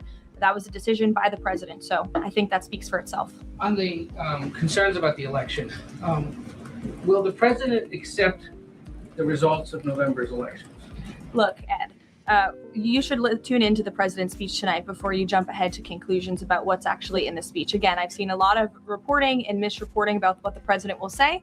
We hope CBS will take the speech, and all Americans should take it. Okay, but I'm not presuming anything. I'm just asking if he accepted the results. Two questions on the Trump account. First, following the birthright citizenship case, is there concern that babies that are born to illegal immigrants here in the United States are not excluded from these accounts? And also, since the $1,000 per child from the Treasury seeds these accounts, can you assuage concerns from those who feel this is wealth redistribution? I would certainly not describe it as that. As you know, this was an incredible private-public partnership. We had incredibly generous Americans, Michael Dell, and many others who contributed to the fund for the Trump account. So that money will then be passed along to America's children, which I think is a great thing that all Americans from all political persuasions can agree upon. With respect to your question on birthright citizenship, I think the president has made his view and the White House has made our view on this case quite clear. We're going to continue to move forward to work with Congress, hopefully in the future, to remedy this problem in our country and to ensure that we cannot have this scam continuing where you have foreigners from all around the world traveling to our country to give birth to babies who are then given the greatest privilege on the face of the planet, American citizenship. That's not how our founding fathers intended this country to work or to operate, and the administration is committed to finding solutions to remedy that. Do they have access to the Trump accounts, those are children of those illegal aliens? That's not something I've discussed directly with the president, so I don't want to speak out of turn on that. As you know, Carrie, all American citizen children are able to access the Trump accounts as it stands right now.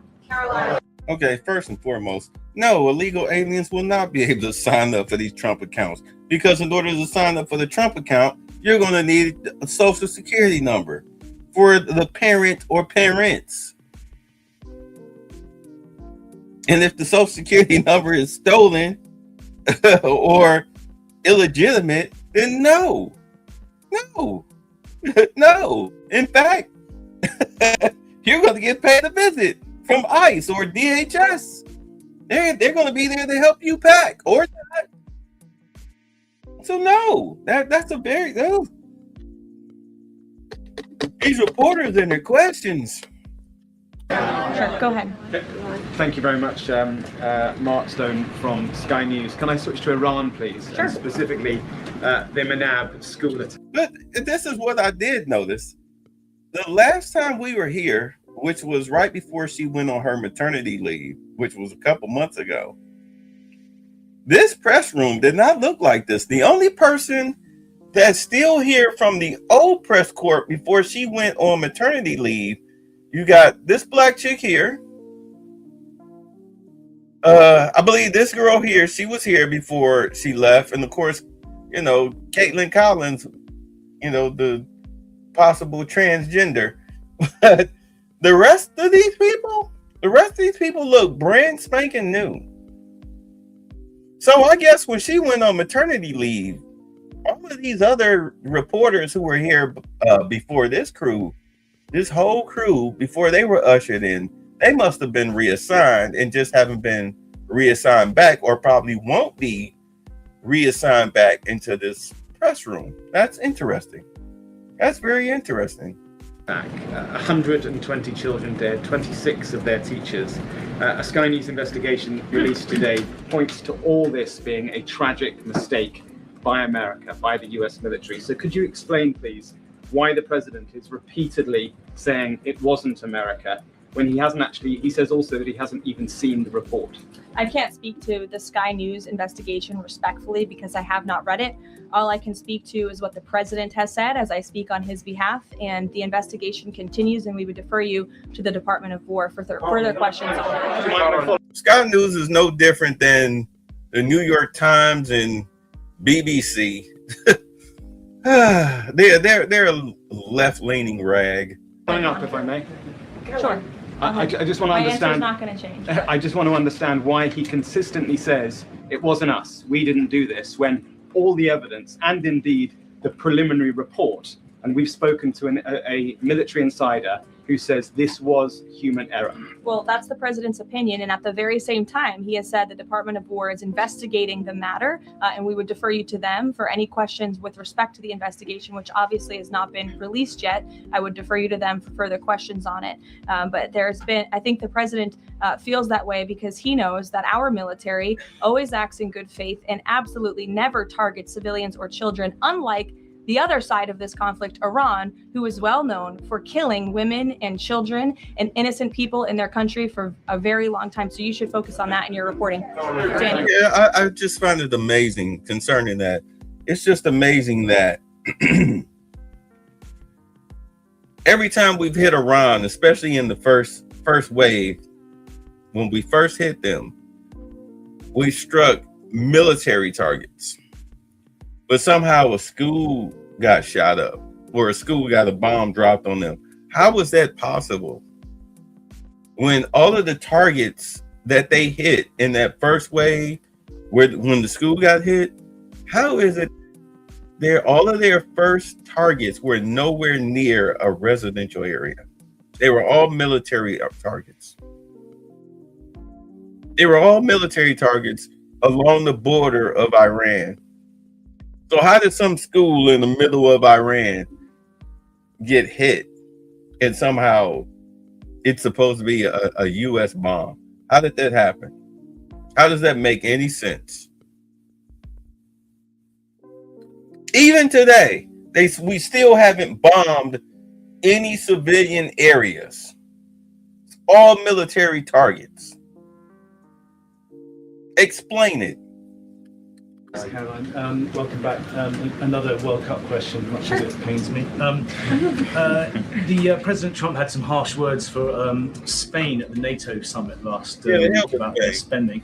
Does that mean he's going to be supporting Argentina? Danny, it is a really good question, and I'm disappointed in myself for not asking the president before I came out here, knowing you would probably ask. I haven't talked to him about it, but we'll get you an answer on that. You're welcome to ask him yourself at some point before the game. I'm sure you'll see him, and I'm sure he'll have a fun answer for you on it. Sure. In the middle. What's going on with Spain is that Spain doesn't want to pay their 5% NATO tax. So he's like, screw it. I'll take it out your hindquarters.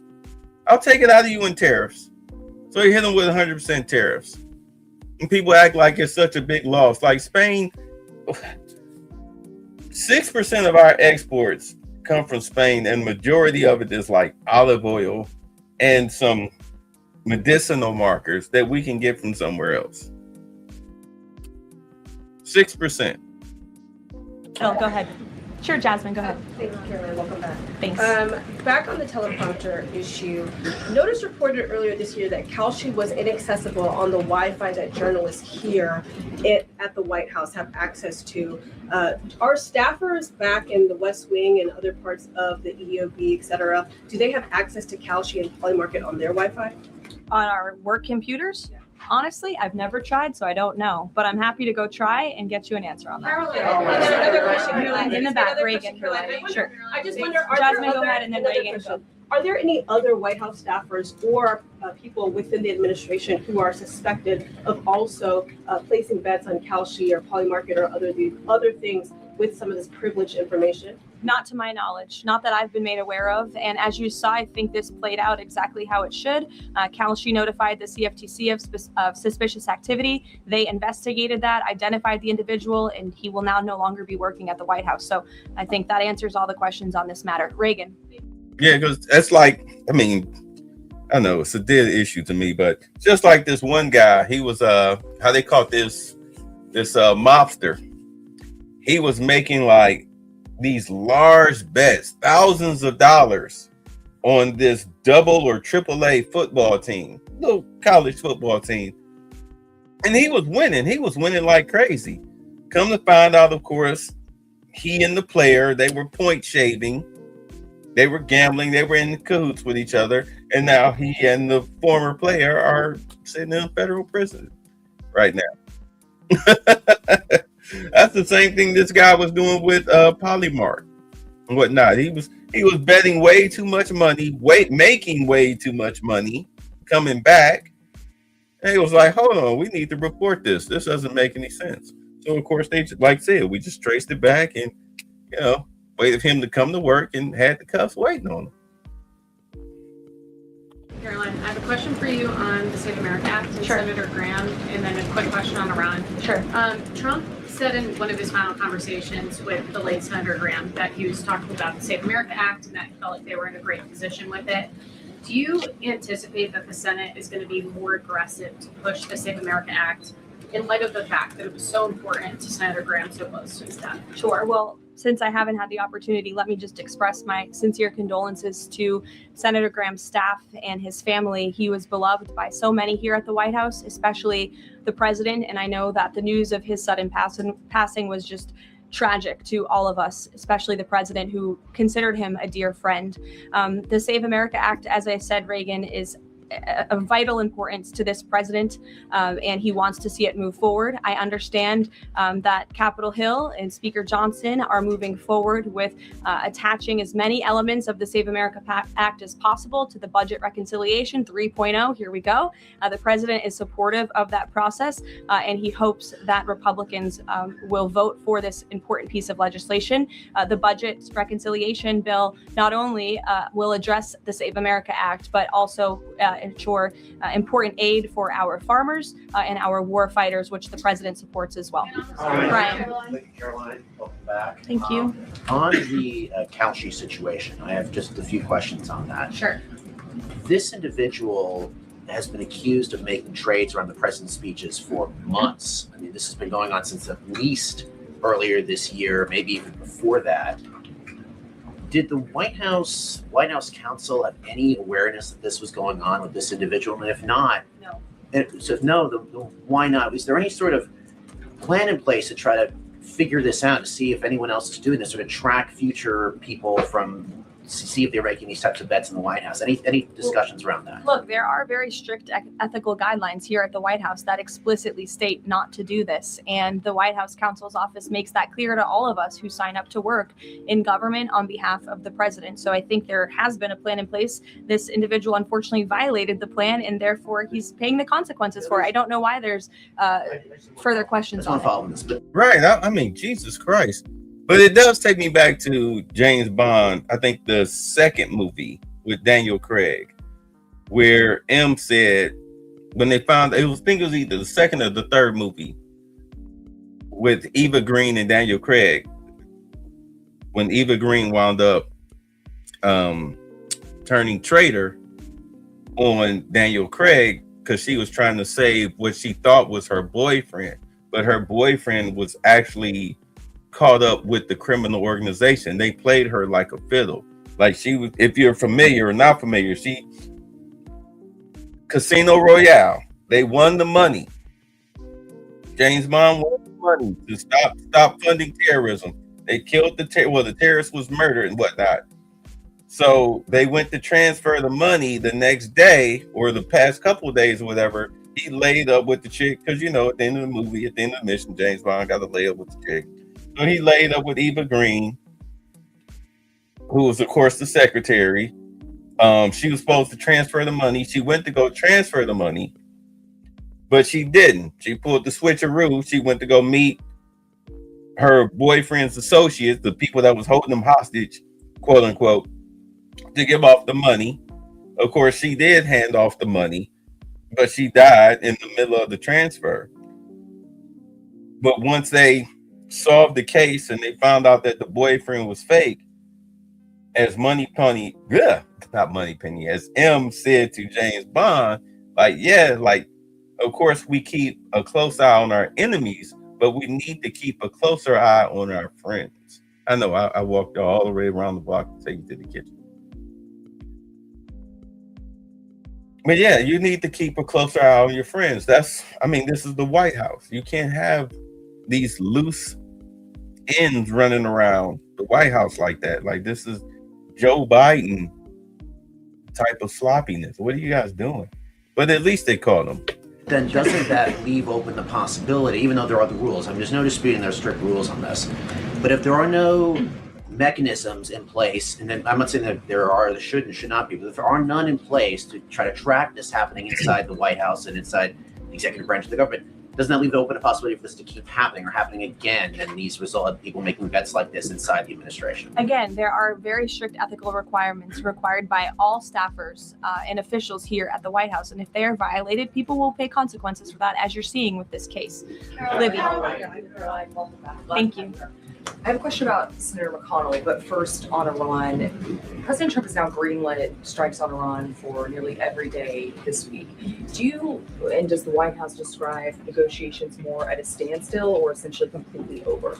Well, I've spoken with the president about this as recently as an hour ago. Iran very much continues to talk to the United States of America and express that they want to make a deal with us because they are suffering devastating blows on behalf of our United States military. The reason, and this is important for the American people to understand, the reason for the recent strikes over the course of the last several days is because Iran violated the memorandum of understanding that we struck with them.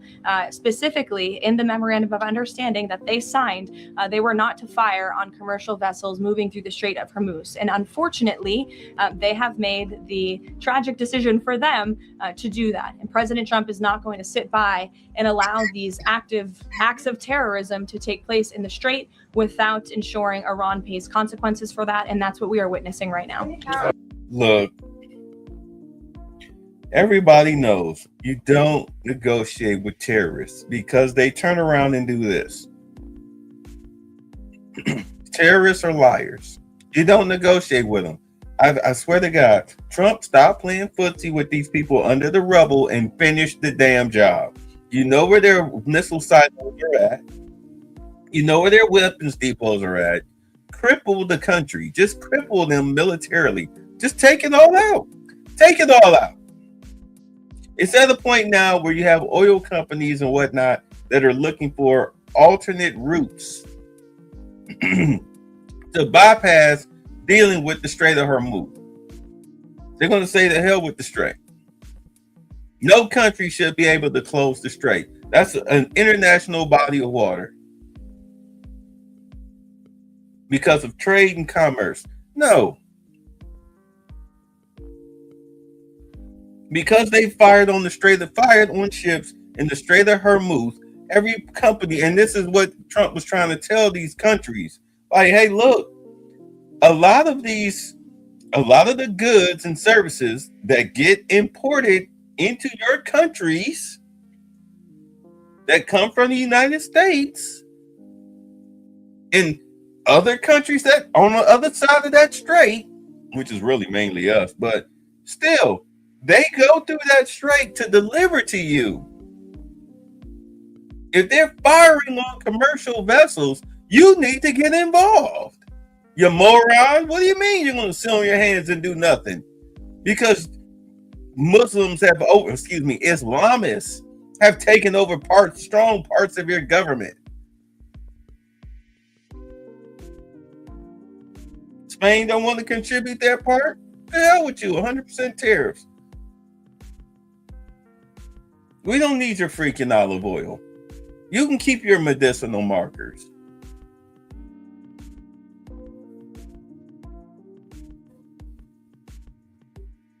It's ridiculous. It's ridiculous. Finish the job. Stop playing with terrorists and finish the job. To him about this within the last hour. I mean, does he essentially seem fed up with these negotiations? And can you explain why the American people should think that a deal with Iran would even be worthwhile at this point, given the fact that they broke it already? Well, look at how bad they are behaving. It just proves the president's initial point for launching Operation Epic Fury in the first place. Iran can never obtain a nuclear weapon. That's why he launched Operation Epic Fury. They have suffered devastating blows to their military and their economy as a result. The president is always open and willing to diplomacy. He is the peace through strength president after all. After Operation Epic Fury, the conclusion of it, we did move forward into a diplomatic phase, if you will. But unfortunately, Iran has since violated that. They have expressed they still want to make a deal to the president.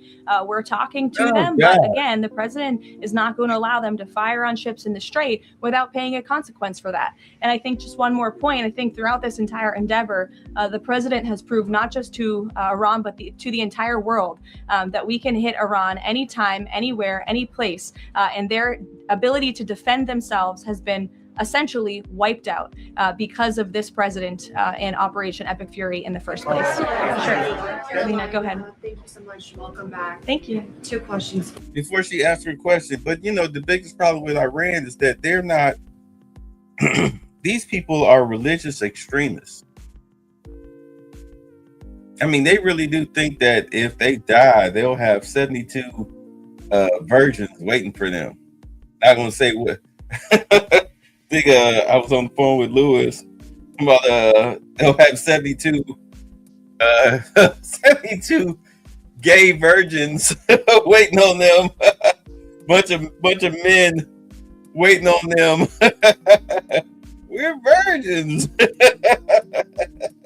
We're the 70 row of 72 men. They're the 72 virgins. So when you die as a man, you encounter them. They stay virgins. You become the power bottom for 72 men in a row. Because the men are back doing virgins, but not you. Not I know, just messing. Just messing. But no, I mean, how stupid are you to think that if you kill people and call it dying in battle, you're slaughtering innocent people, that you're going to get 72 virgins? I mean, nobody questioned that. That's how extreme these people are. Nobody questions that at all. Like, why a specific number? Why 72? Why not 5? Why not 3? 17. What 72? I know I'm poking fun, but these people are ridiculous. For you, if I can read 2 comments, one made by President Trump and one made by the Vice President on Iran. President Trump recently said, as far as I'm concerned, it's just a waste of time dealing with them. They're liars. There's something wrong with them. They are cuckoo. They are scum, sick people, vicious, violent people. Yeah. And then Vice President Vance went on Joe Rogan last night and he said, I'm very frustrated by the Americans and frankly by people in other countries who say you cannot negotiate with the Iranians. You So can't. your response to these contradictions, because I think you can understand how that's confusing for Americans with this mixed messaging. And then second question for you, at least 6 Americans are still detained in Iran. Will President Trump make this conditional, a point of condition in continuing these conversations with the country, as well as political prisoners and also people that are still being executed in Iran to this day? Sure. To your second question, I'll never create a red line or a condition on behalf of the president without his blessing. I haven't heard him say that, but obviously ensuring the return of Americans wrongfully detained or held hostage all over this world remains a priority for him, and he has done so in a tremendous way over the course of the last year and a half. Americans from all over the world have returned home thanks to this president and the efforts of his national security team. To your first question about the comments between the president and the vice president, respectfully, I do think you're taking comments from different times throughout this conflict and kind of asking me if these are contradictory of each other. I can tell you the president, vice president are on the exact same page about where we are right now in this conflict. And the fact that you do see elements of what's remaining in the Iranian regime that are more willing to make a deal, and then other elements who are not so maybe willing to make a deal, shows that Operation Epic Fury was incredibly effective because we neutered their ability to communicate with one another, and they are a fragmented system. They are not the once very strong, powerful terrorist state that they were before this operation, which was one of the ultimate goals. So we'll continue to work through the process. And as I said, the president will hold them accountable when they turn their back on the words that they state to the United States. But he is always open to diplomacy at the very same time. Yeah, I mean, you killed over 60 of their leaders. I'm pretty sure that, I mean, you're talking to the janitor here, talking about negotiating with terrorists. He's just a mouthpiece, but now I swear that Zionism is entrenched. Thank you, Caroline. Sure. Regarding the president's speech tonight, he's been in office over 540 days now. If what he says is tonight is backed up by evidence, why hasn't anyone been charged? Well, he hasn't revealed it yet. He hasn't declassified the documents yet, and you will see what he says tonight, and then we'll move forward appropriately. No. I actually understand what she's asking right here. No. You know, you have the evidence. Why are you putting out the evidence, but you haven't charged anybody yet? You would think that you would have charged people before you release the evidence. Or on the day that they had this, which was Thursday, you should have arrested the people who were in the report on the same day. Or better yet, give them 24 hours, let them sweat it out. Play psychological mind games with them. And then you just start having mass arrests. But that's a good question, because why haven't they been arrested? You playing with us like you played with us with the Epstein files. You playing with us. You playing with us like you You're playing with us like you played with us when it came to these NGOs and how they were being funded. You played with us like you're playing with us when it comes to the fraudsters and capitalists.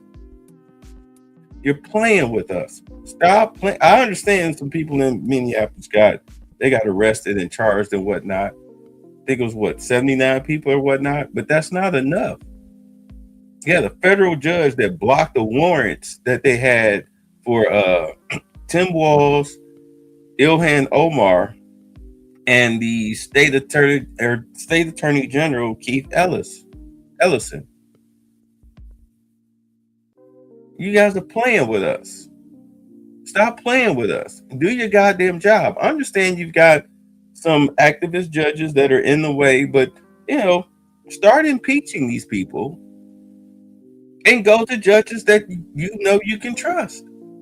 Flat out. Stop playing with us.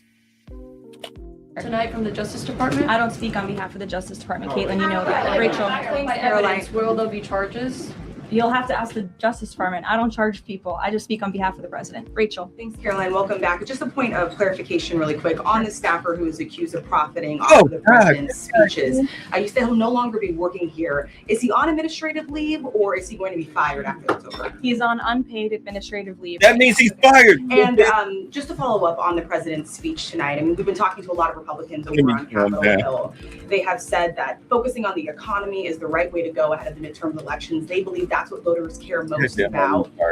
What does the president say to Republicans who think that focusing on the 2020 election integrity, all of these issues right now is not the right approach so close to the election? Well, again, you guys have not heard the speech yet, so I would digress with the criticism until you actually hear what the president is going to say and what he's going to say when he addresses the American public. I would also add again that the administration, and especially this president, are able to walk and chew gum at the same time and tackle a number of issues on a number of different subjects every single day. We see that president do that, working around the clock on foreign policy, on domestic policy, all of the time. You all report on it. You have to keep up with it. So I think you can agree with me on that point. And I would also add, the president will continue to be traveling all around the country to talk about the economy. We were just in Pennsylvania a couple weeks ago touring a Mack truck facility, which has been greatly strengthened and enriched because of this president's economic policies over the last year and a half. And he loves doing that, and he will continue to do so. Caroline, go ahead. We have seen with the increased right? So a decrease in commercial traffic through the Strait of Hormuz. What is the U.S. doing right now to facilitate flows through the Strait of Hormuz and preemptively address the risk that Houthis will actually choke off the Red Sea oil route and that prices will increase further before November? Sure. Well, two separate questions. First, let me address what's happening in the Strait right now. We know that there is a blockade of ships directed by the president for ships entering and departing Iranian ports only. This has been fully implemented and is in full force. This blockade was reimposed due to Iran's inability to honor their agreement with the United States of America. More than 10,000 U.S. sailors, Marines, and airmen, along with 2 aircraft carriers and more than 20 warships and dozens of aircraft, are executing the blockade mission as we speak. And during the first 24 hours of the blockade, U.S. CENTCOM has redirected 2 compliant commercial vessels and disabled 1 non-compliant vessel. So look, the Strait is open for ships that are not traveling to and from Iranian ports specifically, and the U.S. Navy is there to ensure that can take place. With respect to gas prices, as you know, the price of oil right now is approximately $80 a barrel, maybe a little less. Before I came out here, that's what it was at. Gas prices are down approximately 60 cents a gallon off the peak of this conflict. And the president was honest with the American people from the beginning. There may be temporary disruptions in the oil market, but what we haven't seen is what all of the naysayers said, that there would be massive increases in the price of oil that so many warned about. And that's in large part because of the president's domestic energy policies here at home to revamp our domestic production here, but also the administration has taken many swift actions to mitigate these temporary disruptions. As you know, we've released oil through our SPR, the Jones Act waiver, which has been incredibly effective, fuel environmental waivers. We also, the president signed the Defense Production Act to restart California oil production. So all of these very swift and mighty actions on behalf of this administration have led to a rather stable oil market, and the president will continue to do all he can to ensure prices come down, stay stable for the American people and the American consumer until the end of this conflict. And ultimately, I think Americans should keep in mind why we're doing this in the first place, to ensure that Iran, a terror state, can never obtain a nuclear weapon. Dasha, go ahead. Caroline, nice to see you back. You too. 2 questions, one on tonight and one on immigration. It strikes me listening to the conversation in this room about Iran, given the questions that folks on both sides of the aisle have about strategy and endgame, given that the United States has intensified strikes on Iran, typically in a time of conflict, when the president gives an address to the nation, you would expect him to address this conflict. Number one, will he talk about Iran? And why is that not the major topic of his speech? Does he believe that the SAVE Act and the 2020 election integrity are more important right now? Well, no, it's not a matter of importance. It's just a matter of timing. The president will be making a very important announcement with respect to the integrity of our elections. However, it is also very possible at the top of the speech, he will mention the current situation with Iran and also the economy as well. As you all know, President Trump is a man of his own word, and he sometimes is thinking about these things up until he walks out. But we have had conversations about him addressing a range of topics, and that could very well be possible tonight. Again, this is all more reason for all of you to carry the speech live and for the American people to tune in tonight so they can hear directly from the the president and draw their own conclusions. Caroline, go ahead. Immigration. Caroline, sorry, I just Karen, wanted to add the immigration question real quick. Sure, Caroline, go ahead. sorry. 3 men were killed in ICE encounters in less than a week. As a result, DHS announced that it would end vehicle stops, and then President Trump urged them to change their position. Can you confirm whether vehicle stops are back on, and is the administration doing anything more to prevent these kinds of deaths, maybe accelerating distribution of body cameras, which weren't present in this case? So a couple of things. Vehicle stops are continuing. Verbal guidance has been given to all field offices across the country by the Department of Homeland Security. The President and the Secretary of Homeland Security are on the same page that vehicle stops are a necessary tool that ICE agents need in order to continue their deportation campaign of the worst illegal alien criminals from our country. With respect to body cameras, I know there's been some questions about that in recent days.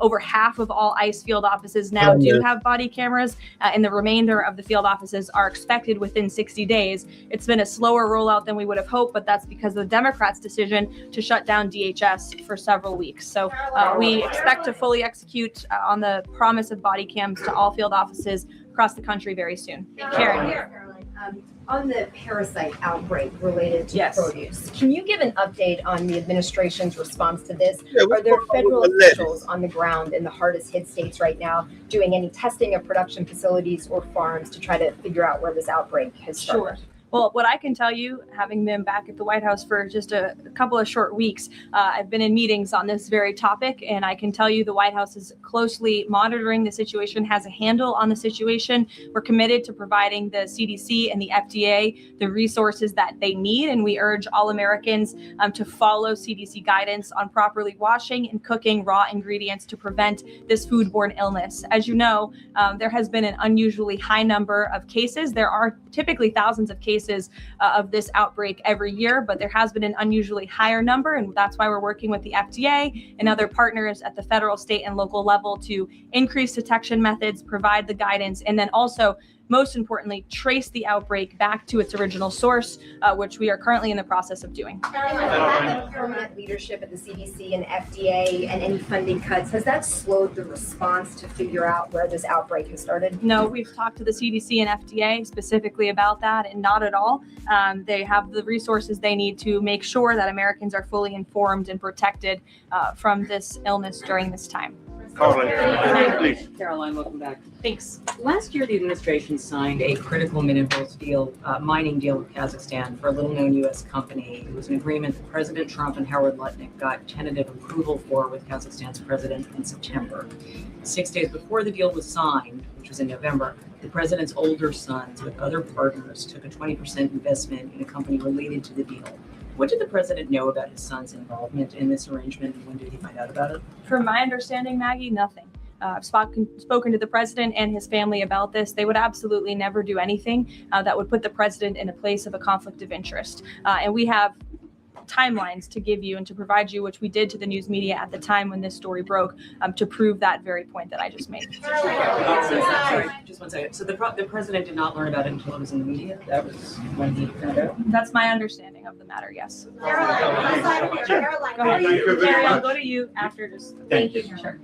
Thank you. Go ahead. Me? Why don't we just? Okay, thank you very much. Oh my God, come on. Very, very welcome back. Okay. Pay attention.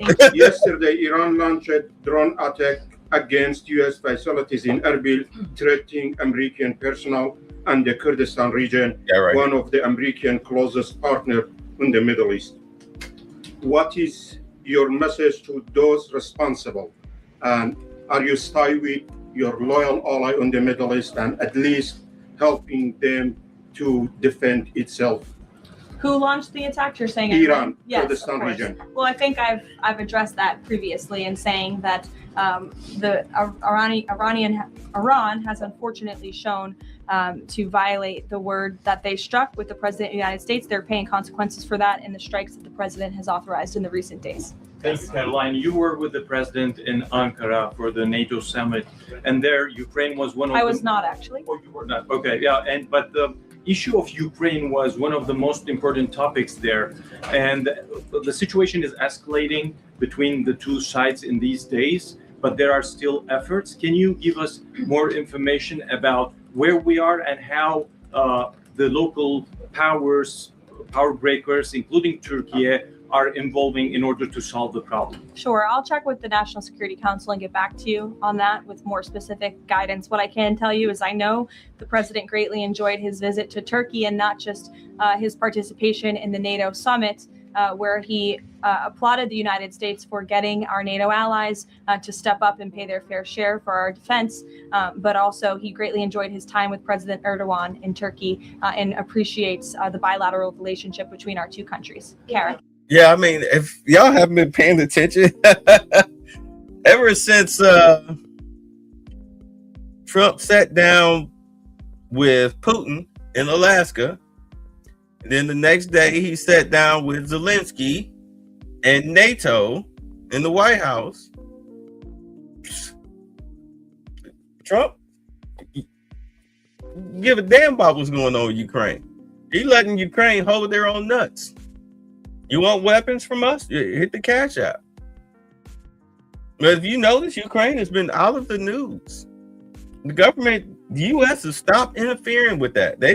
Trump just letting them fight it out, letting it be a war of attrition that Ukraine has really no chance of winning.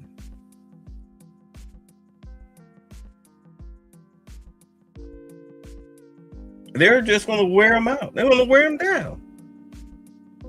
They're going to wear them down. You're not going to get any weapons from the UK. You're not going to get any weapons from France. You're not going to get any weapons from Spain. Where the hell Ukraine going to get weapons from? Where are they going to get the soldiers if it comes down to it? You've been conscripting the hell out of your boys and military-aged men, just snatching them off the streets. You've been conscripting the hell out of them. You won't have anybody left. You'll be a nation of women and children and old people. Your country will be ravaged. Then they'll just come in and just take it.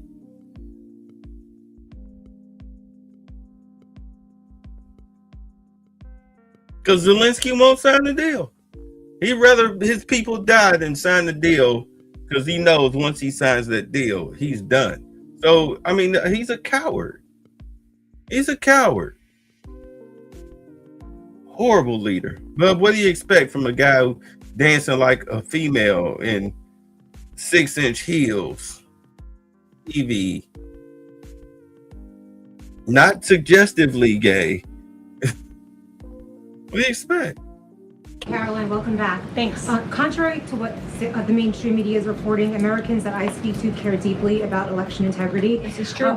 Why do you think the mainstream media is so fearful of tonight's speech and anything to do with election interference? And why are they attempting to discredit President Trump's speech before they even heard it? And lastly, what's your message to AOC, who is asking for President Trump, the mainstream media, to actually censor the sitting president's speech tonight? Yeah, I think that the mainstream media should air the president's speech and allow the American people to draw their own conclusions from it. Again, I think it's important that the American public hears directly from the President of the United States on a topic that, to your point, is very near and dear to the hearts of many Americans across the country, the integrity of our elections. This should be a nonpartisan, non-controversial issue, and I think you'll hear the president talk about that tonight. So we'll see you then. Thank you.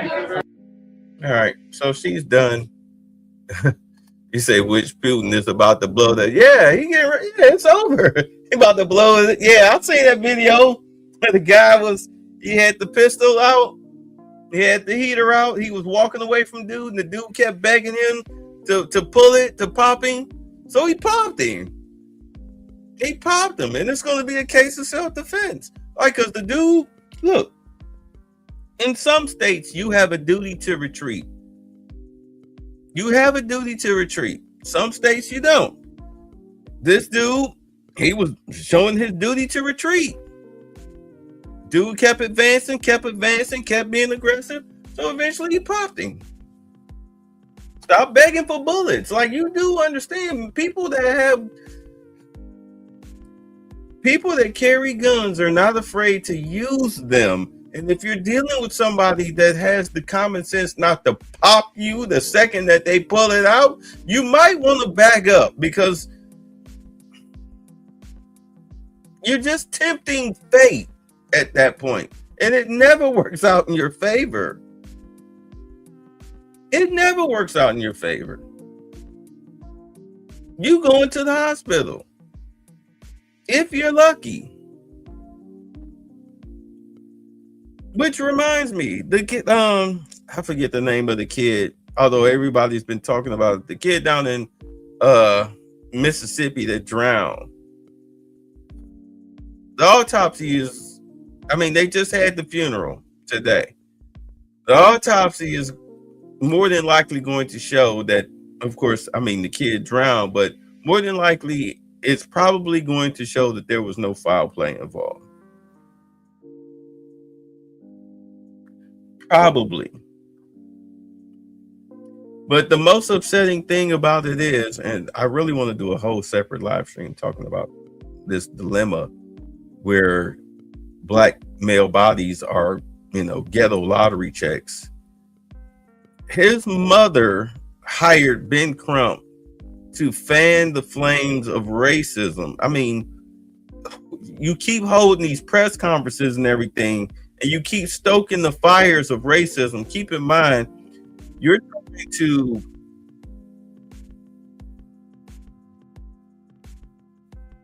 Nolan Wells. Thank you, Detroit. I knew it rhymed with Orson Welles. Nolan Wells. You're trying to demonize and of course, subconsciously or not so tenderly criminalize his 3 friends that were with him that was on the trip. As the story goes, he was on the boat with him. All of the videos and whatnot that have come out have all proven to be false. It had nothing, none of them had anything to do with him. But he was on the boat. Up in that area, you don't get any cell phone reception. So you don't get any cell phone reception. What's the point in taking your phone?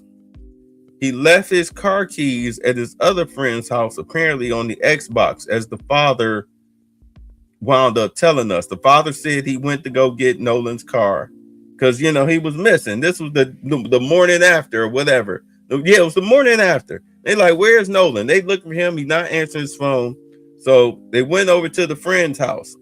As the father said, when the boy came to the door, he looked disheveled, like he had been up drinking all night, you know, typical party guy. He gets up, father banging on the door. He answers the door. What's up, bro? What? Like, we're looking for Nolan. Well, I haven't seen him. Well, the girlfriend said that he left his keys here. So, of course, he don't know what Nolan's keys look like. He probably scanned around. Yeah, I don't see him. And then, according to, this is what Nolan's father said. The boy's girlfriend, not Nolan's girlfriend, excuse me. The guy whose house that they went to, that guy's girlfriend said, oh no, his keys are on the Xbox. So, you know, he went to the Xbox to get the keys. Like, oh, here you go. And handed the keys over to the car to his father. Like it was no big deal because they didn't know Nolan was missing like that. Last they heard, according to their story, he went out, he was on the boat, he was mingling with other people, and then he saw this chick that he knew, and he's like, yo, I'm gonna go talk to the chick. So he went and talked to the chick. He supposedly came back, and then he wanted to go back and talk to the chick some more. He left a second time. But of course, again, he left his phone because no service. He didn't come back. Remember, the boat wound up being in distress. They had to get a tow. So the last time that they saw Nolan, up until the last time anybody saw him, that being the girl and them and whatnot, the boat was being towed back. Keep in mind, the boat is surrounded by a crowd of people. Everybody's out there. They're not out there by themselves on a Tuesday. This was an event, a festival, a boating festival. They had to get towed from the festival. Nobody's seen Nolan. The girl was saying that she saw him that one time he left. She hadn't seen him since. So between the time he left the boat the second time and between the girl, something happened right up in that exchange. This is why the mother was like, well, they gave me the phone. Yeah, because they like, well, here's his phone, but we don't know where Nolan is. And you blaming them. And they like, what the? We have nothing to do with it. You had us at your house. He's at our house. What the hell are you talking about? Like, why would we want to hurt him? That's the way the white guys are looking at it, who, in all honesty, need to start filing lawsuits against some of these content creators. And then you've got the mother with Ben Crump pushing a racial narrative, and she don't even know what the hell happened to her son. I mean, they even had to organize a protest, and I'm trying to figure out why in the hell do this chick, this is how you know that it's BS. Why does she have, or why does his family have a GoFundMe? You're well-to-do. You can afford to bury him. Kaepernick and Who's the Tyler Perry talking about paying for funerals and autopsies and all of this crap? Why do you need a GoFundMe? Why do you have over $700,000 in a GoFundMe account? The father is the breadwinner because the mother is some type of nurse trying to be a social media star, trying to be an influencer. And now all of a sudden you got a GoFundMe with $700K sitting in it. Why? You hired Ben Crump. Why? This ain't a civil situation. Even if it was, who you gonna sue? The parents? You think you're gonna get millions of dollars out of the parents?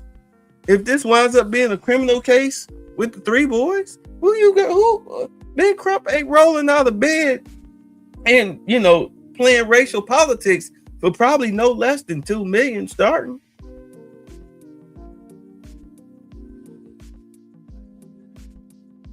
Yeah, she hired Ben Crump. Ben Crump don't show up just because. Ben Crump don't get out of bed just like Al Sharpton didn't get out of bed for less than what $20,000? And then you listen to his press conferences and it's like, dude, you're like the bizarro version of Saul Goodman. Keep in mind, Jasmine Crockett, the reason why she was only focused on BLM cases when she was a lawyer in Texas for 2 years, she was trying to be like Ben Crump. She was trying to be the race lawyer. Everything is racist. Everything is racist because they learned with Jesse Jackson when he had Operation Push that if you call a company racist and you have your employees out there picketing, you can shake them down for a couple $1,000, $20,000, $50,000, $250,000, donated to the Rainbow Push Coalition. And then you got to promote this moron who showed up late for work 15 times. So you fired him with cause and he called it racist. So now he called Jesse Jackson and now you got to write this fool a check. Same thing like they tried to do with Target and the so-called boycott. Target sat up there and told them, yeah, we're going to do this, we're going to do that. And okay. And Target turned around and didn't do a goddamn thing. They just said it to shut you up. They ain't wrote not one check, not made not one concession. So yeah, Jasmine was trying to be the race hustler lawyer like Ben Crump. And it's like, how the hell do you keep hiring Ben Crump? I mean, just listening to that guy talk makes me question the school that gave him a law license, a law degree. Like, who did you study law under? What Hawaiian mail-in school, ICDC school, did you get your law degree from, bro? Are you serious? Are you serious? You don't even have a grasp on the...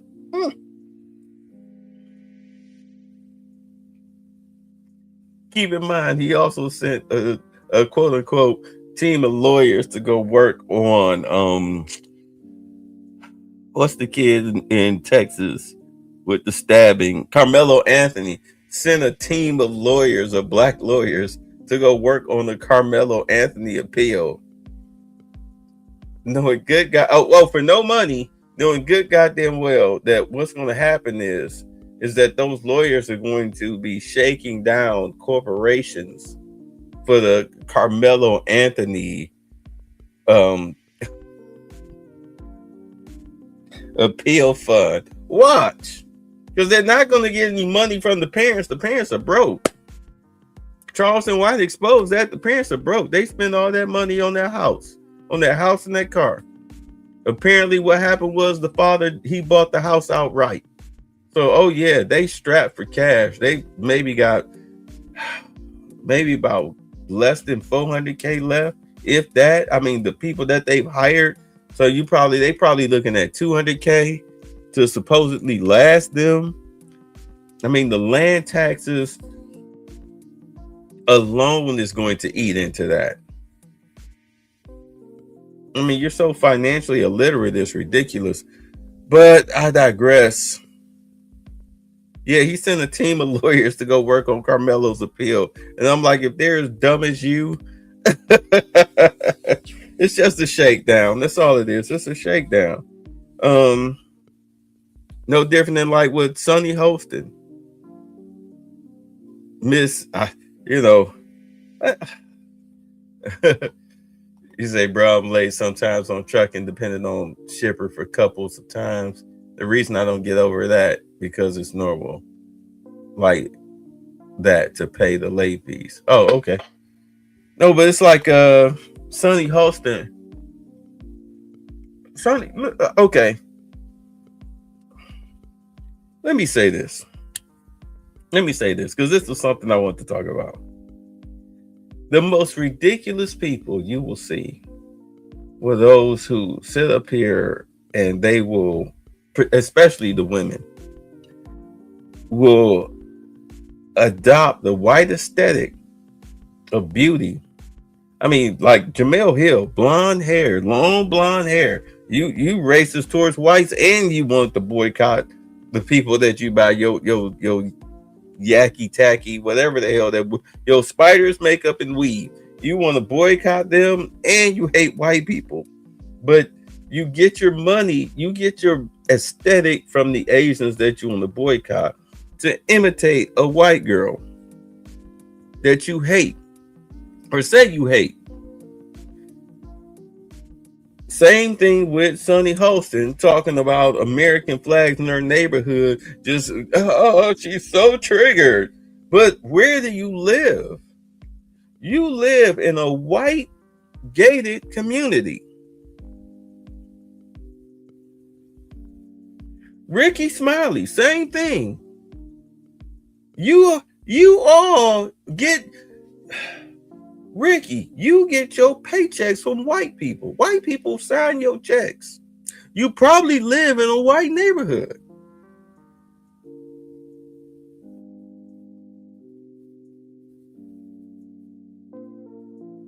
Don Lemon suddenly wants to jump on the racism train while having a white man dig his guts out. Although I hear they're getting a divorce, probably because he got tired of him always talking that racism crap. Ryan Clark got fired today. I thought it was hilarious. Ryan Clark sat up here and talked all that crap about RG3's wife, yet you got a half-white daughter from a white woman. Your baby mama, one of your baby mamas is a white woman. Do you really think and I understand you tried to keep that in the closet because, she was something to do. She was something to do. And if you hate white people so bad, you so racist this, racist that, and you think that RG3 and his white wife, you got some disparaging things to say about their relationship, well, as if I was your daughter, your half-breed daughter, and I'm hearing you talk like this about an interracial marriage and seeing the situation going on between my mother and you, as far as I'm concerned, you don't value me. Yeah, oh well, good riddance. That's what I said. Bye, Negro. Like, clearly you don't value or respect me as a human being. I mean, let alone your daughter, but as a human being, because you hate half of me. You hate my mother because she's white, but yet you slept with her. You made me. This explains, I mean, in all honesty, as a kid, this would explain a lot as to what little interactions that you have with your father, your black father, who's a freaking racist, and how he treats you and how he talks to you.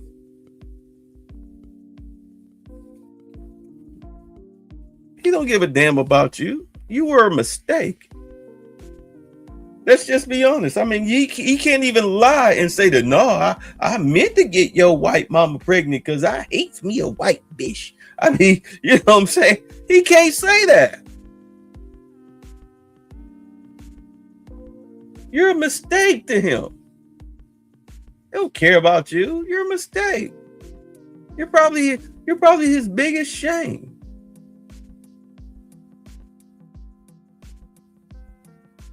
So the hell with Ryan Clark.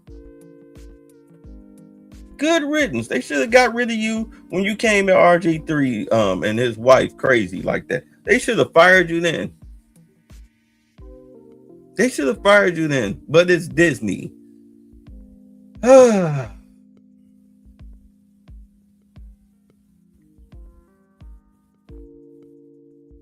Y'all hear about that St. Louis case?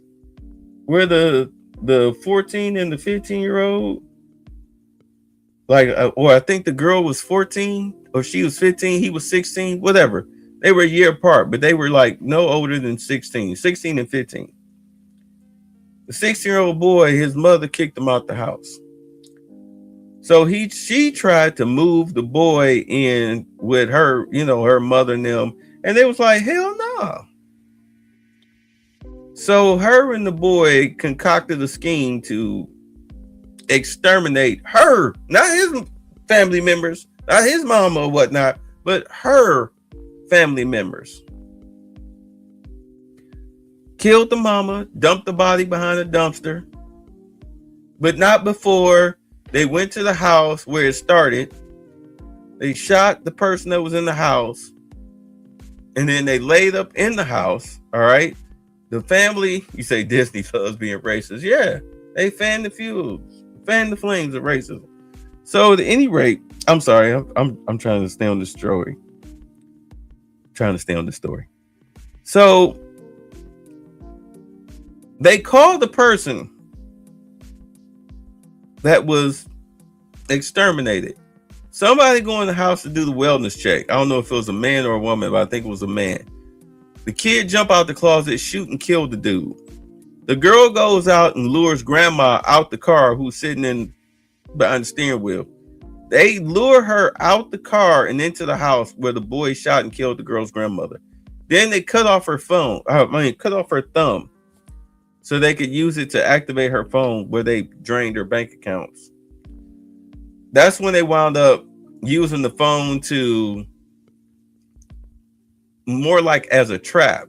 That's when they text the mama, yeah, meet me here, daughter. So the mother shows up, they shoot and kill the mother, throw her body behind a dumpster, and then they went and shot and killed somebody else and shot and wounded 2 other family members. So she was going to genocide her whole family, or tried to genocide her whole family. 5 people dead, 2 people shot in critical condition. She wanted to genocide her whole family because her boyfriend couldn't sleep under the same roof as her.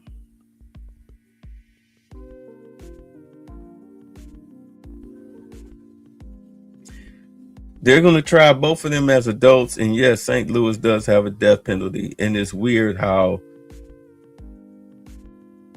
Black YouTube is not talking about this story.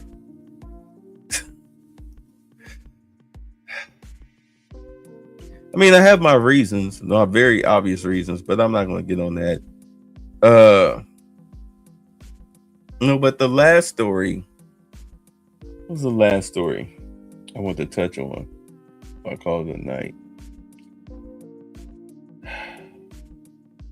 Oh, I never did finish the thing about Sonny Holston. Sonny Holston's son, this dude got a degree from Harvard in psychology. You went to Harvard for psychology? That's a low IQ female's degree. You say call her Keisha Myers. That's a psychology degree is a low IQ female degree. It's the easiest degree you can get next to underwater basket weaving in gender studies and women's studies and liberal arts and African American studies. He got a useless degree.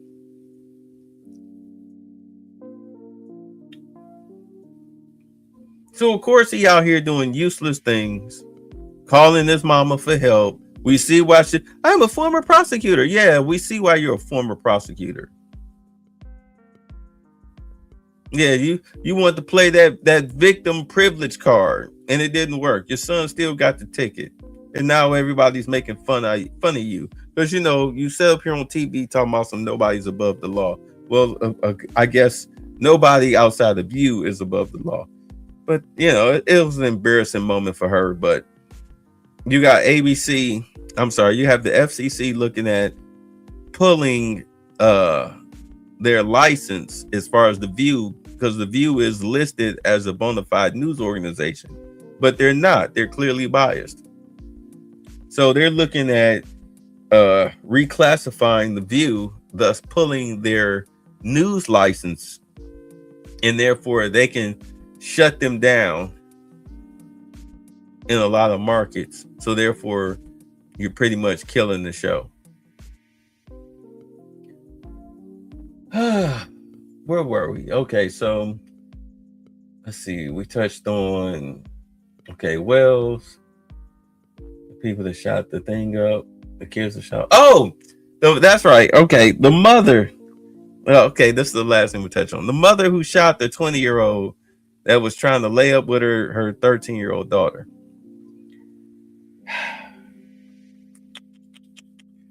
Look, first and foremost, I get it. I get why she did it. But the thing about it was that the boy was leaving, or the young man was leaving the house.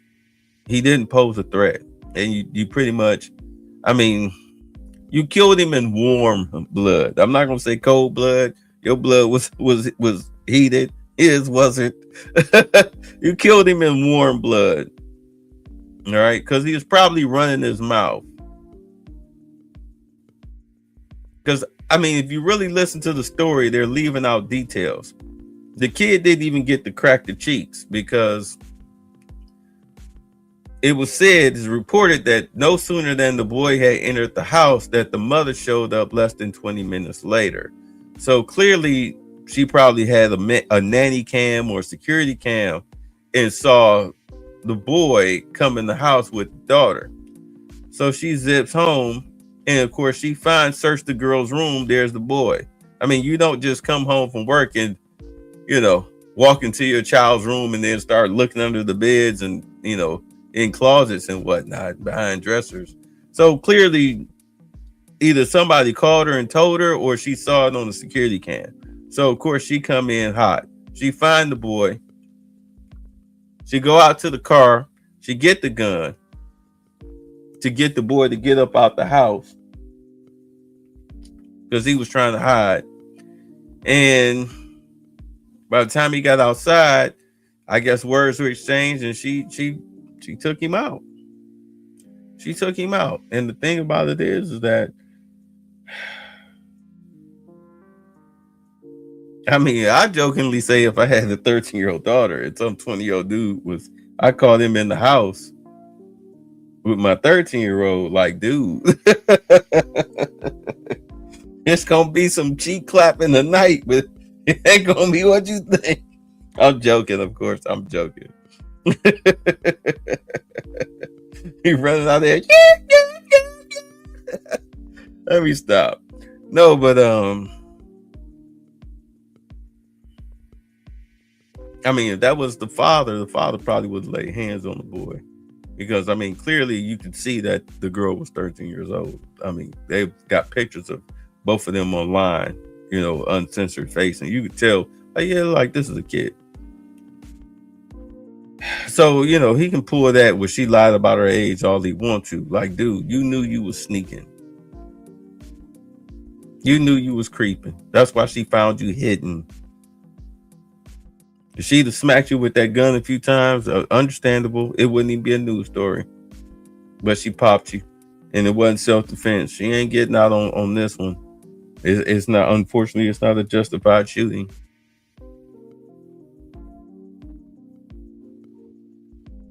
Yeah, they're going to nail her to the wall. Trust me, the law understands, but the law is the law. Society understands, but the law is the law.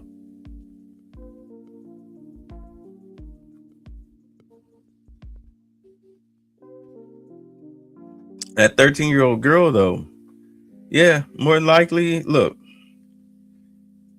if I'm grandma, I'm not taking you in. You go into foster care system. You know what? All right, this is what I'll do. I'll give you 3 strikes. But if don't ever steal from me. Don't sneak no boys in this house. And because you sneaking boys in this house, I got to put you on birth control. So don't come up in here with no babies. Unfortunately, I had to do all of this because you fast. Oh, and also you have curfew. And I better see homework. And I better see you need to at least keep a B, C average. Because, I mean, clearly you're a dumbass. So I want to see these grades up. I want to see homework on the table. I don't care. Break out the laptop. I want to see the homework done. I want the schoolwork done. I want a weekly report from your teachers. Because I'll be damned if I raise a little slut in my house. You forget it. You screw up to the foster care system with you. You're not going to drain my life force just because you're family. It doesn't work like that anymore. Kids out of control. You have no sense of loyalty, responsibility, honor, the ability to know right from wrong. I mean, a lot. Woo! It's gonna get worse before it get better. This next generation is cooked. Unless you were born between now and 2029, you cooked. You turn 18, you cooked. You cook. Anyway, that's all I got. That's all I got. I'll holler at y'all later. It was nice seeing y'all. I'll probably see y'all. I'm not going to guarantee a Wednesday. But if I decide to do something on Wednesday, once I get this forum together, which I'm almost done, then I'll do what I did today. I'll let y'all know early in the day. All right, peace. Y'all be. No, gentlemen, Mr. Butler's been up north, I hear. Don't you agree with this, Mr. Butler? I think it's hard winning a war with words, gentlemen. What do you mean, sir? I mean, Mr. Hamilton, there's not a cannon factory in the whole South. What difference does that make, sir, to a gentleman? I'm afraid it's going to make a great deal of difference to a great many gentlemen, sir. Are you hinting, Mr. Butler, that the Yankees can lick us? No, I'm not hinting. I'm saying very plainly that the Yankees are better equipped than we. They've got factories, shipyards, coal mines, and a fleet to bottle up our harbors and starve us to death. All we've got is cotton and slaves and arrogance. That's treachery!